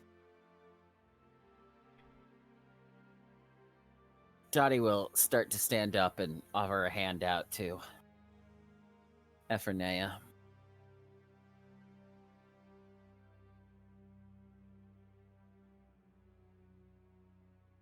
She'll step forward and grip Dottie's hand. Her arm is like corded with muscle and just wiry, but she doesn't. I mean, there's no display of power or anything. Yeah. She just gets a firm handshake and nods at Dottie. Grasp her forearm and shake it and release and immediately go to sit back down again. Mm-hmm. We'll handle your trouble. Nor tell you if we can't. Once we know what it is and we've rested a time. She says. And then she'll kind of lean out half of the tent and just in a booming voice, she'll kind of shout like, Araga! Stop, please. You finally get your moment in the spotlight and you lose it. There's no immediate answer. And then there's a sudden clamber, kind of distantly, and it sounds like someone's struggling with something. And you hear, like, pots falling, and just a tumble of objects, solid objects. And then approaching is a large woman. She is probably close to 6 foot tall. She is broad-shouldered and statuesque in build. She has a strong chin and somewhat masculine features. She has long blonde hair that has been braided to her skull and comes down in dreadlocks, and she has an arrangement of paint smeared into her hair. And she gives off this air of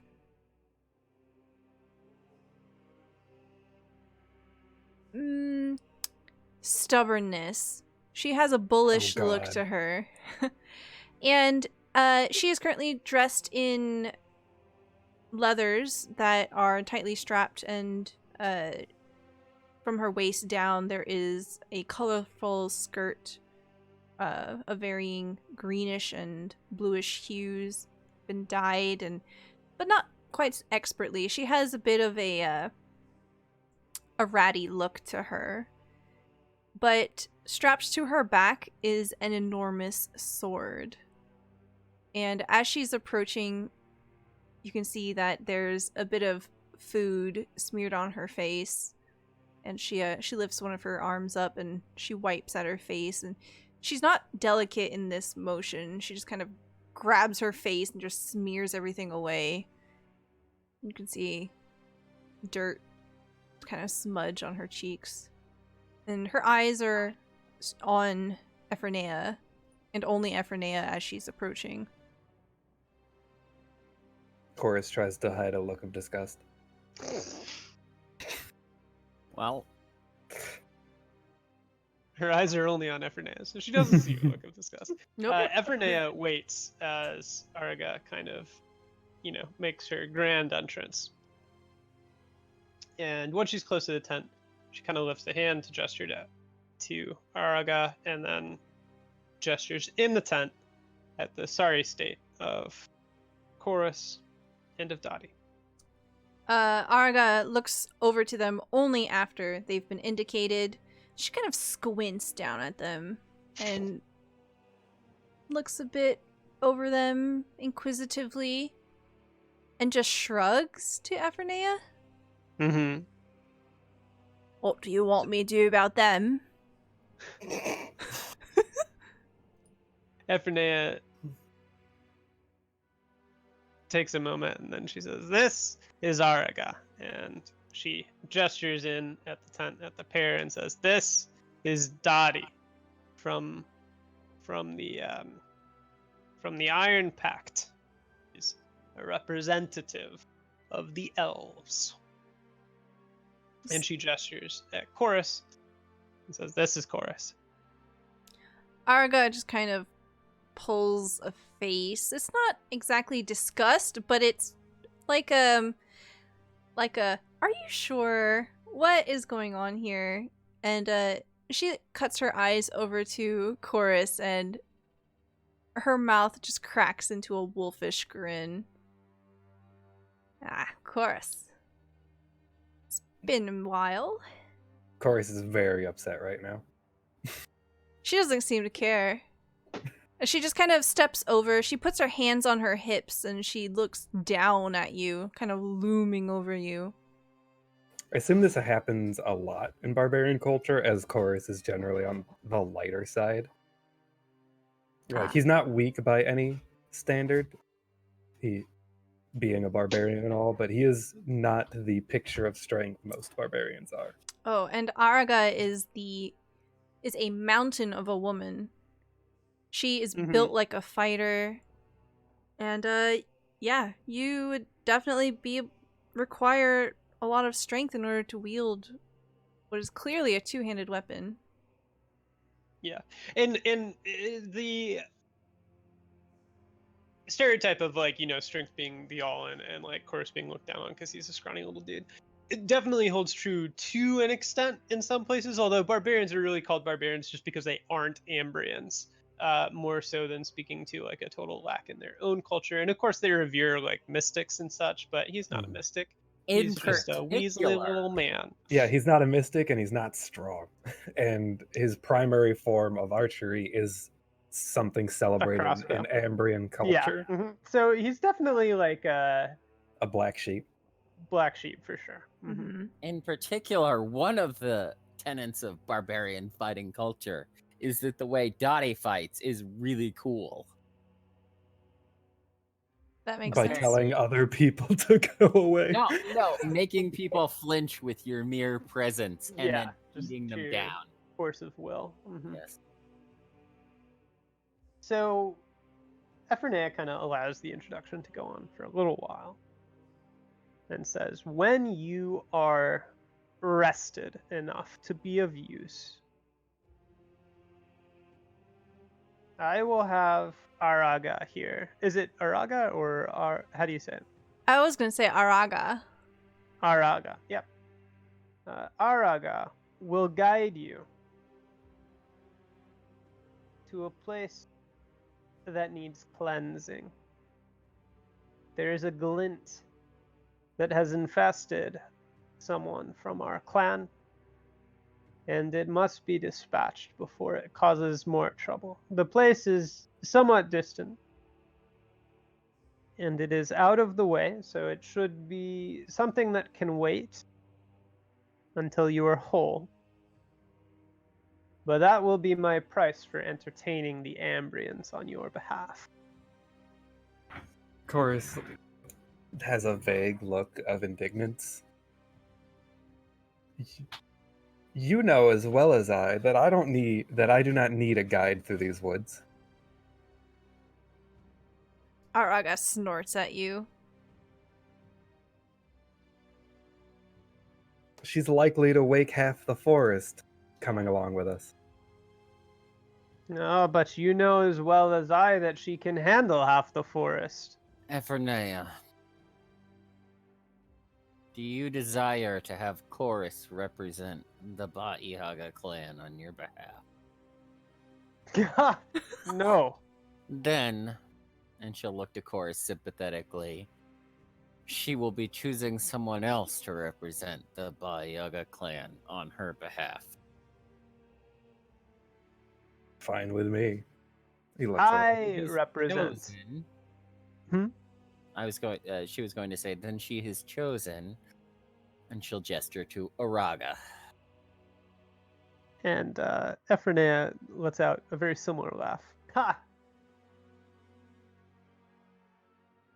I have chosen Araga to watch over you, and to make sure someone survives, if not everyone does. But I represent my part of the Baiaga clan, and no one else.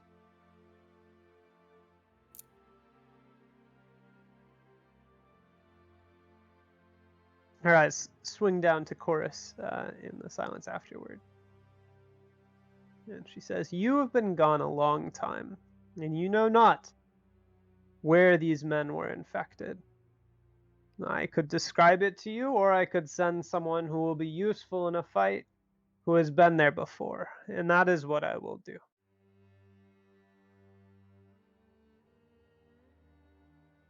He glances at her at the corner of his eye for nodding in the other direction. Renea lets out another laugh. It's a little quieter than the others. She glances from one person to the next, and shrugs and turns and just walks out of the tent. Knowing he never really had a choice about it. You Definitely. didn't- Araga will turn and follow Ephronea out, and then probably break off and head back to where she was probably eating Mm-hmm. in the aftermath of hunting. I promise you no end of trouble with that one, he says before walking off.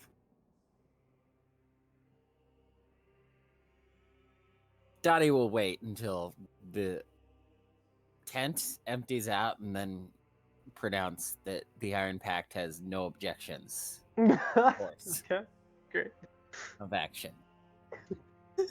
Yeah. It is heard and witnessed by Dati. Then she'll probably get up and slowly follow after Araga because she wants to hear more about this. Yes. And Chorus, to get out his frustration, is going to attempt to hunt in the nearby woods. Oh my god. You've got bushcraft. Of course, yeah. How many hit points do you have right now? How many hit points can you find with Bushcraft? 4? How much damage can like a squirrel do? If you only find a squirrel. Just wait until you roll discreet, and it's an abomination squirrel. Oh my god. It's coming for you. Or like an Eder horde, but squirrels. Oh no. Eder herd. Squirrel herd. 15 squirrels dropping from the canopy. So you can hunt if you want. That obviously would be cathartic. It will hurt a little bit, but it won't like harm you or anything. If you take the day in rest, it will contribute another health point to recover if you just spend it quiet. But you can do, I think he's way too frustrated with the Yeah, situation no, to that's rest. totally fine. That is a-okay.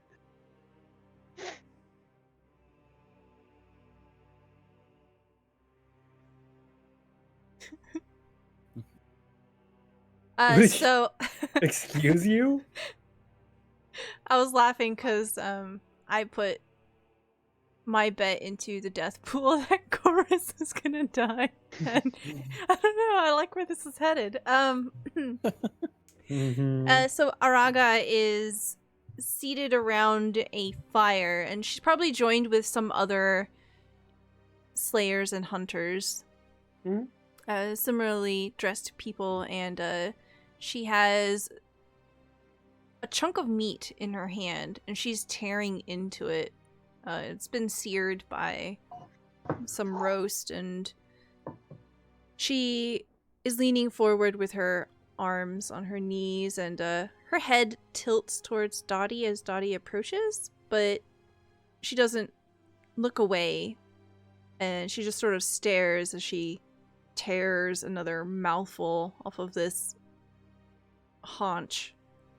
Dottie has acquired Bandit from the collection of goods and is at least partly using it for her ambulatory state as she goes around. She will sit down across from Araga and put Bandit in her lap and gesture while inquiring. Infection, she said.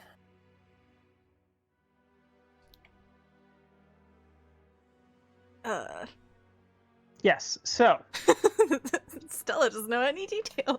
Araga will know that the creature mentioned by Ephernea is called a glint.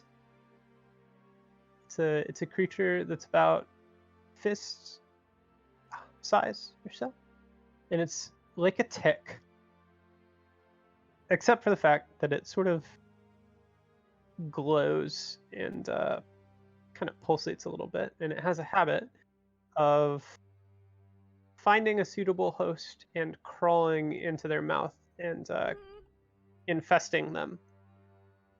And it rides its carrier, which will unfortunately end up killing them eventually, because it's almost impossible to eat or drink with this creature. But while it is in its host, it does give birth in the form of larvae. So it's something you usually want to address. So these parasitic creatures are kind of dangerous because they are just challenging enemies, because they take over their host and make the host defend itself. And not long ago, the Glints caught a band of Baiaga who went missing, and as another band of hunters went out to seek them, they found them, but did not realize that they were possessed at first, because the Glints hide themselves away. However, after discovering that they had trekked across some manner of forbidden land, they were put to a test, and the Glints were discovered. Some of the carriers were killed, and the Glints were killed afterward. But one at least has made his way some distance away, and he's sheltered in a copse that Araga would know of by name. And there he has been known to be waiting or hiding.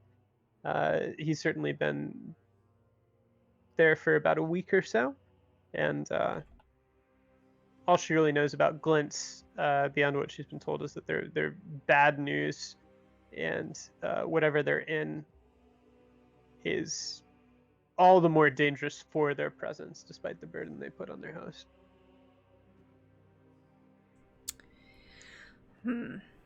Araga will say, we're hunting a creature that takes over their host. Have you heard of Glints? Let's say I haven't. Well, they ride their carriers and take over their minds. And give parasitic creatures. And a group of us were infected. We discovered that a band of our kind fell to these creatures, and not all of them were eradicated. There is a survivor out there, and it is our task to remedy the situation, lest more will begin to breed.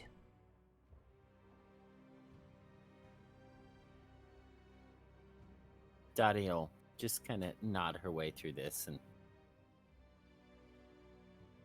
eventually sigh and...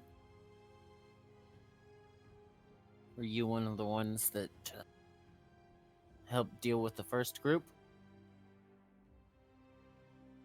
Yes? Mm-hmm.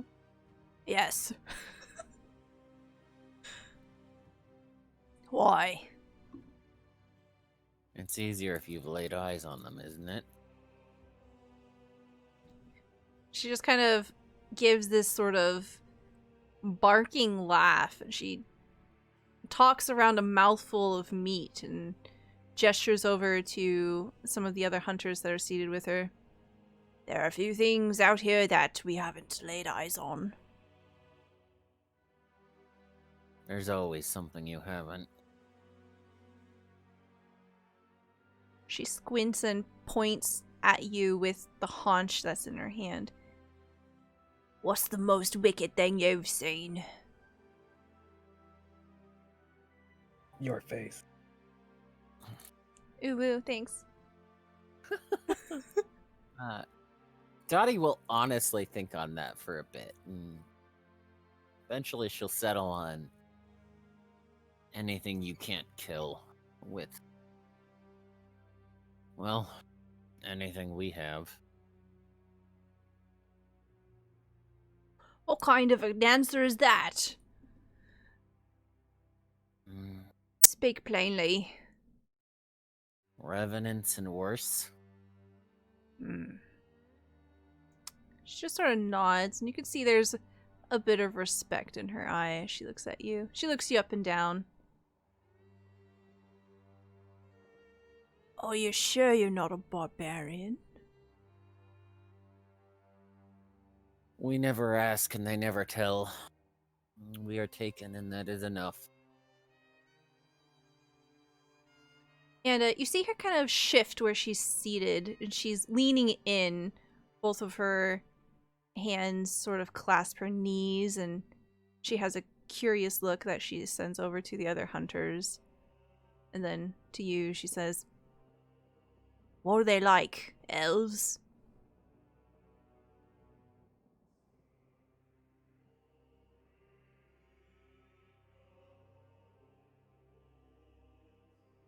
Dottie will think on that for a bit again. And she'll truthfully admit some things aren't my place to say. They're different from our kind in ways that don't make sense. Little ways that come up from time to time. Ways you won't understand even when you see them. We are not them and they are not us, and we will never be each other. But they are right about most things. She grunts, looking thoughtful, nods a little.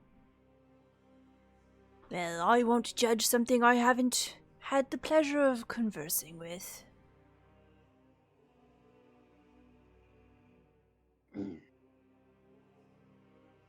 Or at least killing. She grins at that. Why, I might have killed an elf or two in my time. She looks at you carefully as she says that. Kind of measuring up your response. Dati does look a bit offended, but realizes that she probably walked right into that. Yeah. And it isn't the rarest thing in the world for elves to attack barbarian clans. Yeah. She'll say, that wasn't what I meant. But there have been mistakes from time to time. She says, "Oh, it wasn't a mistake. Not on my behalf."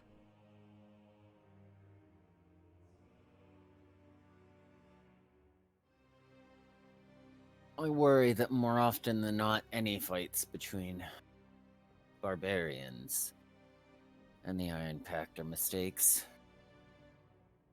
Though not any with Ambrians. As you say Ambria, she kind of looks over her shoulder back towards the tent where Mena and Amilla are. She points over her shoulder with the haunch and then takes another bite. She eats kind of savagely. As she's talking with her mouth full, you see bits falling out, and there's just kind of smears on her lips, and it's very greasy and gross. And she says, "So I heard you rescued them?"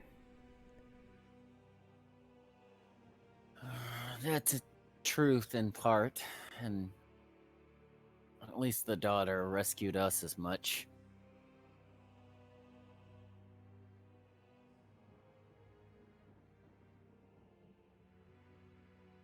Do you have a habit of rescuing small, fragile things?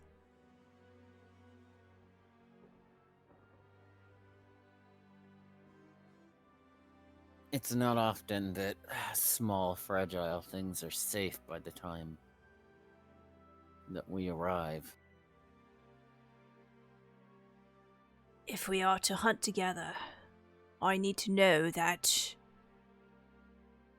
sympathies for the strange things that we might encounter will not cause the end of us. There is no room for sympathy where we are going. Strange things, that's one thing. Corrupt things, that's another. And Ambrians are rarely strange, but often corrupt. These two were not. She waggles what is probably mostly just a bone at this point at you, and she says, Say if a glint, the things that we are hunting, what if one took nest in a child? Would you be able to end them? Do what is necessary? Dati will consider that for a bit. You said they don't often lead to survivors? If you address it quick. But, the man we are hunting, it's too far gone for him. Then he dies. If they are too far gone, they die. If they are not, they might not. She nods. She seems satisfied with this, and then she kind of gestures over to the food in offering. It's all meat, probably. All meat. Dottie will merely shake her head and put up a staying hand. What's Chorus up to? He's been hunting the whole day. How's it going? More gathering than hunting. What was your vigilant roll for hunting? I hadn't done it yet. Okay, let's do it. Not even close, boys. Oh my gosh. Wow, hold on one sec. Kory's freaking Whalmer is covering the You don't need to see that. You're right, not even close. Very nice. So Chorus is able to find some tracks, and it's probably unpleasant, all in all.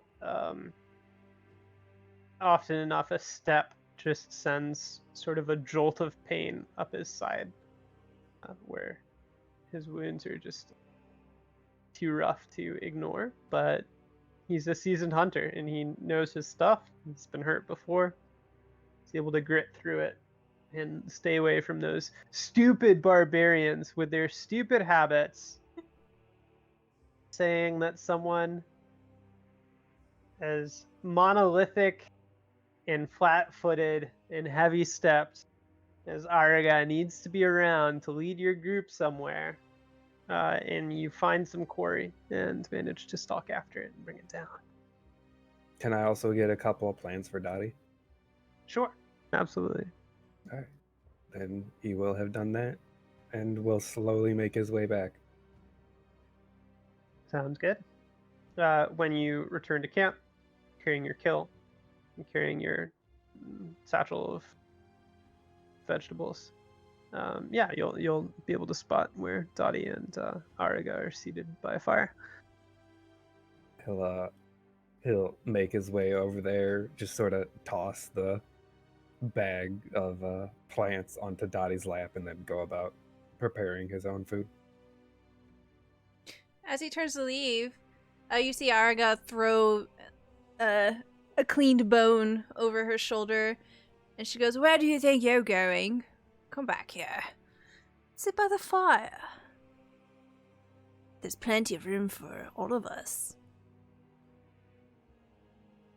Sorry, but I don't want my food to rot. She probably just laughs at that. And she'll say, "Suit yourself," and reach for more food. And she sort of licks her lips as she looks over at the sack on Dottie's lap. What's he got you there? Dati will start picking her way through it. Did he remember to get any nice shiny red berries? If there were shiny red berries, he has no control over what the forest provides. Well, I think that there were shiny red berries, and she'll pocket those. Oh, for your goddamn clothes. Yes. Yes. For her She'll war pocket paint. those, but she'll mime dragging a thumb from cheekbone to cheekbone in the direction of Araga, and then she'll start fishing out some of the roots and stabbing them on a nearby little metal spike and holding them over the fire. Mm-hmm.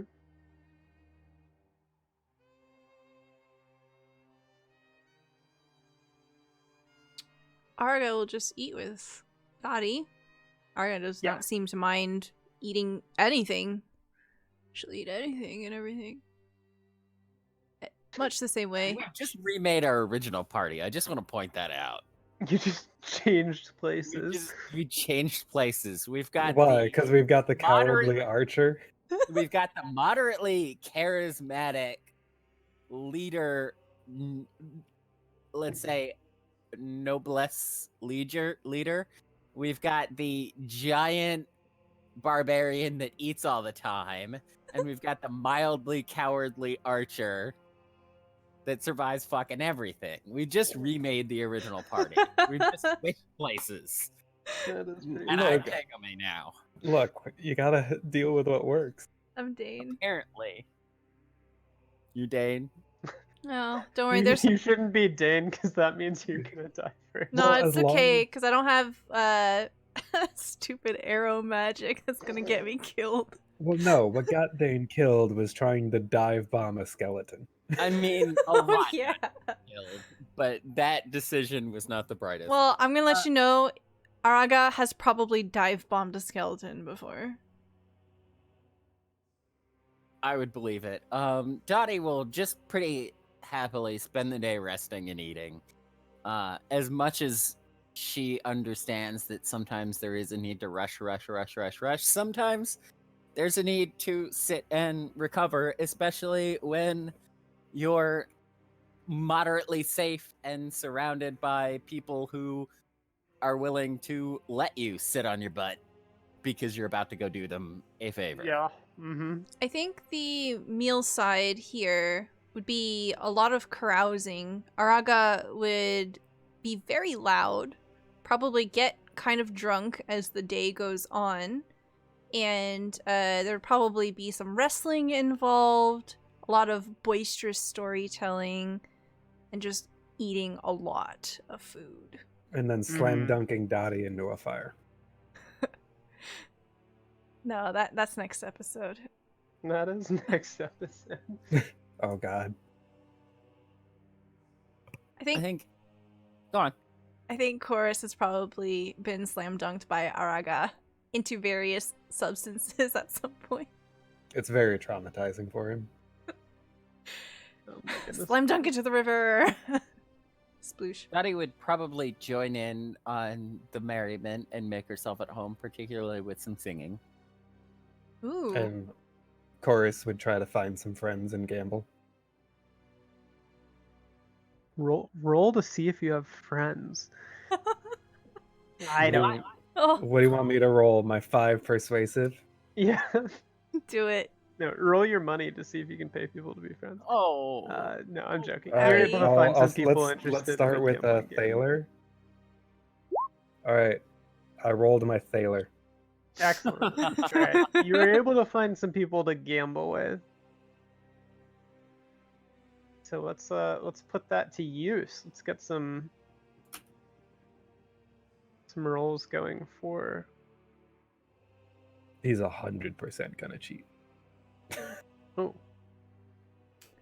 Just in case you had friends, you want to get rid of them. All right, cool. So let's hit the rolls. Go. Do the thing. Do the thing, yeah. All right, so it is cunning versus vigilant. Cunning versus vigilant. Let's roll on up here. And I get a +1, and I get to roll twice and take the better result.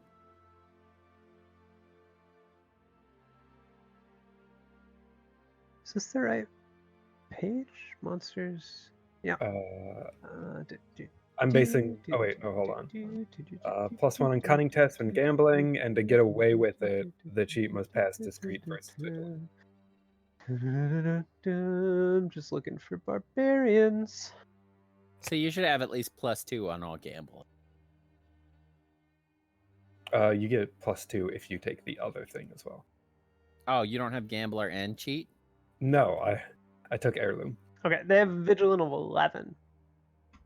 Okay, so I think it starts with a compared cunning test, and then to make sure that my cheat didn't get spotted, it's discreet vigilant. Okay, cunning of 10, so that's flat. All right, so then +1 for being a cheat. Yep. Yeah, I lost. I don't see it yet. I don't see it either. Really? Indeed. There it is. Okay. That was very delayed. Okay, so yeah, so you had a 15 and you rolled a 16, which means Chorus loses. How much do you lose? Does it say what you're gambling for? I'm gonna move to your traits real quick. It does not. It does not. Okay. Well.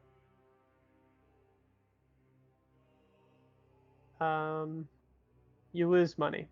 You lose an amount of money that you would have liked to not lose, and we'll figure that out later. But okay. So now roll to see. If I lost 4 shillings. 4 shillings. All right, great. Now roll to see if they notice that you were cheating. What's their and vigilant? losing. 11. So -1. Yeah. All right, well, I roll again. Okay. All right. All right. Good. So they don't notice. Wow. Let's go back to the making friends portion. That would have made a big impression. We could do, if you don't mind, I don't know how these barbarians aren't necessarily rich, but we were talking about income from boons. And musician is one of the suggested ones for getting, once per adventure. Uh-huh. little bit of a spike. So I think Dati could spend the day, at the fire singing and maybe put a hat out. Absolutely. We could also potentially try to sell off our 6 throwing knives. So Dottie gets a little bit of a crowd, really, when she first starts singing at dinner, I suppose, the night before or whatever.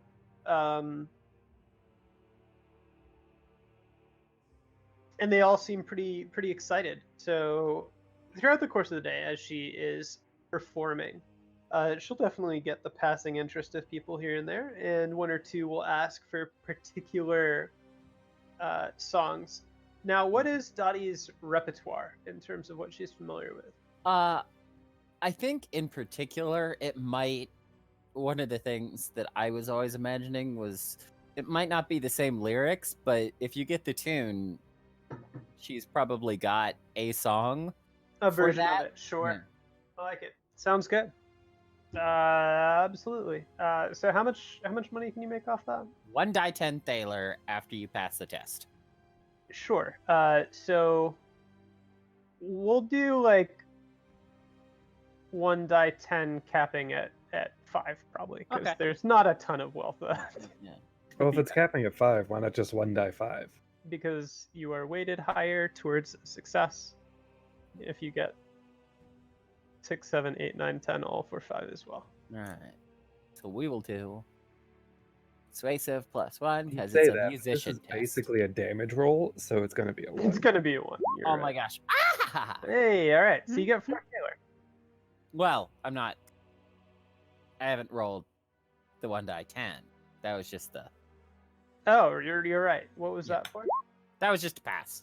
Oh, okay. Yeah, to There you go. get the songs people like, which was Right, pretty right, right. likely, but Mm-hmm. Okay. Excellent. So you get you get 5 Taylor over the course of the day. yeah, okay. She'll Excellent. definitely pocket that, cross the various requests, and be happy enough. Sounds good. And that is kind of a snapshot of life within the Baiaga for the moment. I would say that people are What? Kevin? sorry? Yeah. They're supposed to be bears.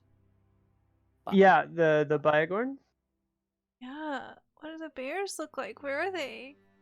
They look like bears. We They're haven't like a mix mentioned between bears and badgers, bears right? Like at they're all. angry. I need to alright. know. Set the Okay, scene. alright. Okay. have- My character cares about bears.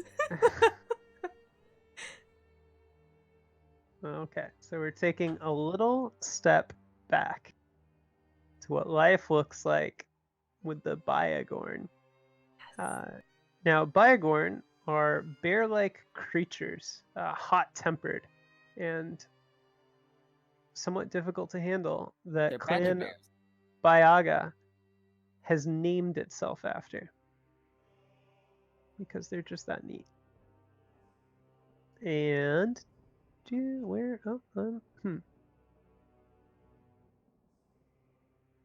Quick, Kory, get the XP to get a pet. We tame bears. I don't think I'd want to buy Gordon. I think I'd want one of the doggies.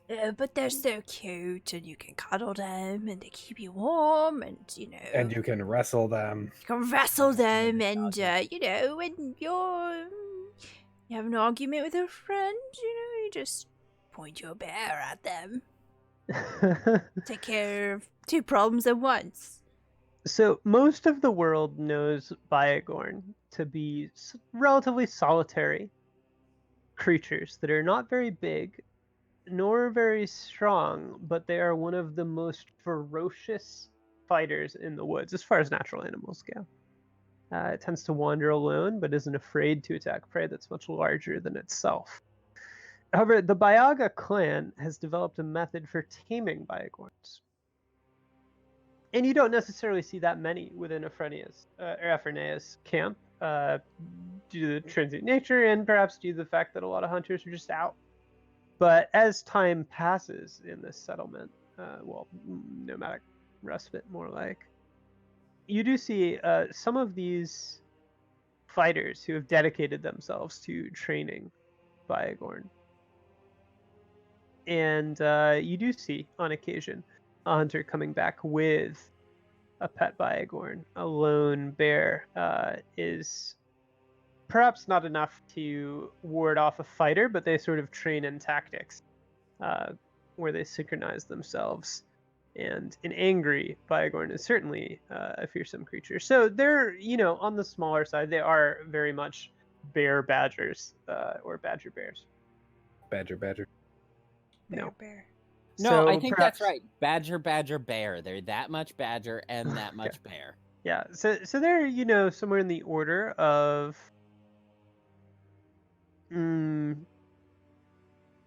thigh high, perhaps, about shoulder level for chorus. I'm sorry, Adam. But yeah, so somewhere in the thigh A height trick level. shot god. They have very long claws that are potent. Not like anteater long, but just pretty wicked looking things. And they have thick bear fur. They can be playful, but they're kind of pretty sedentary and peaceful until they're roused to anger, at which point they just go wild and ferocious. And they will chase down just about any other animal whatsoever. And this is certainly something that Chorus is familiar with. It's definitely something that Araga has grown up around. Dati has probably not seen pacified Baiagorn before.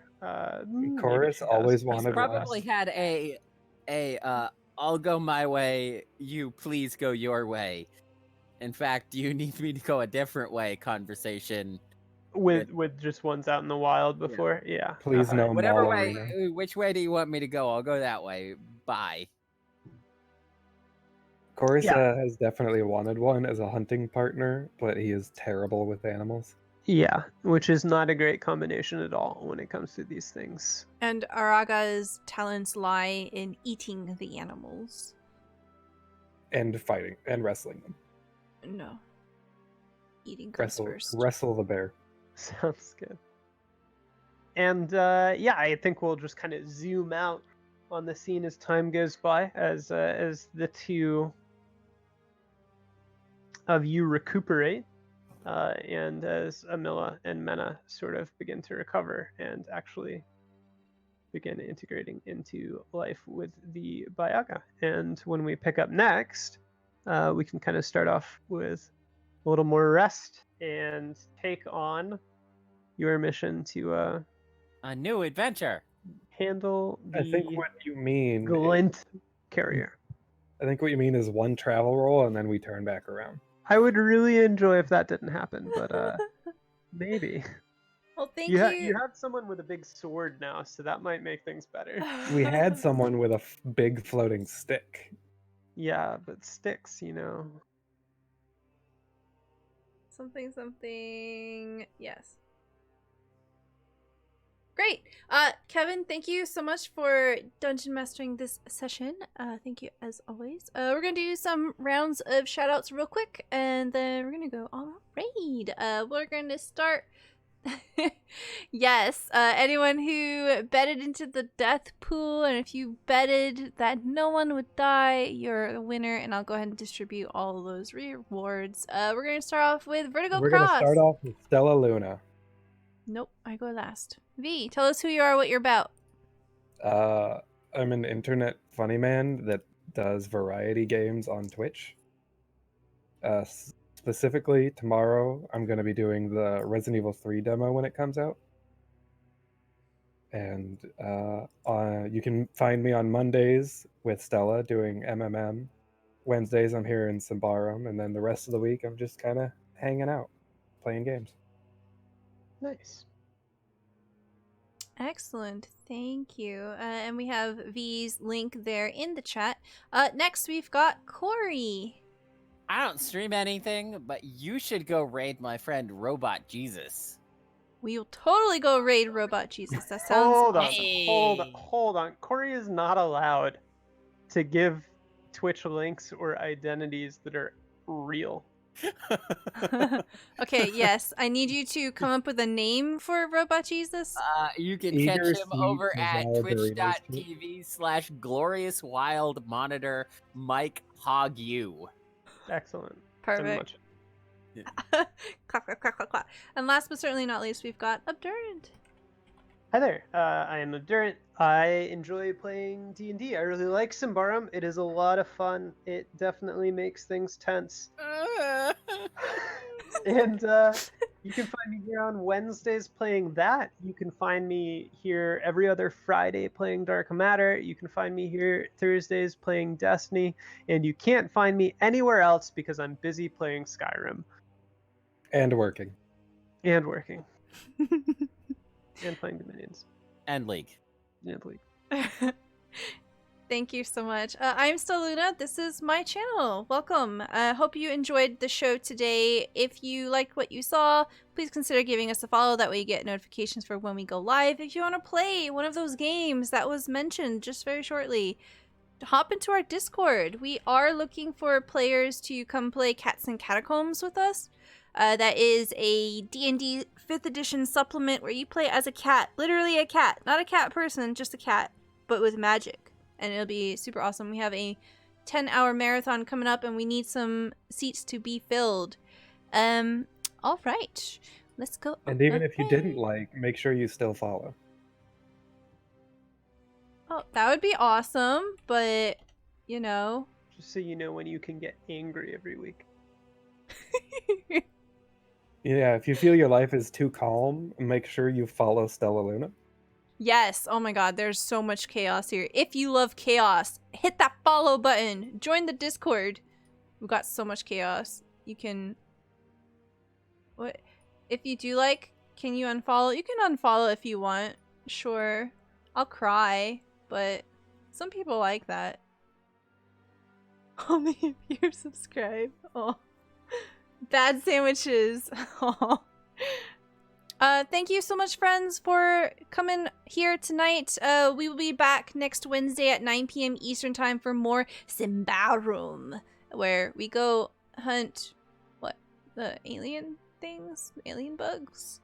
Glints. Chest bursters. Yeah, Glints. come join us next week where you can see if the whole party survives with 1 HP again. We're gonna sleep for like 6 days straight. Yep. And then take 9 damage in a single hit. Oh. Yeah. I am going to be so mad if we play one session and then my character dies. It would be kind of hilarious. Have a good night, everyone. Bye-bye!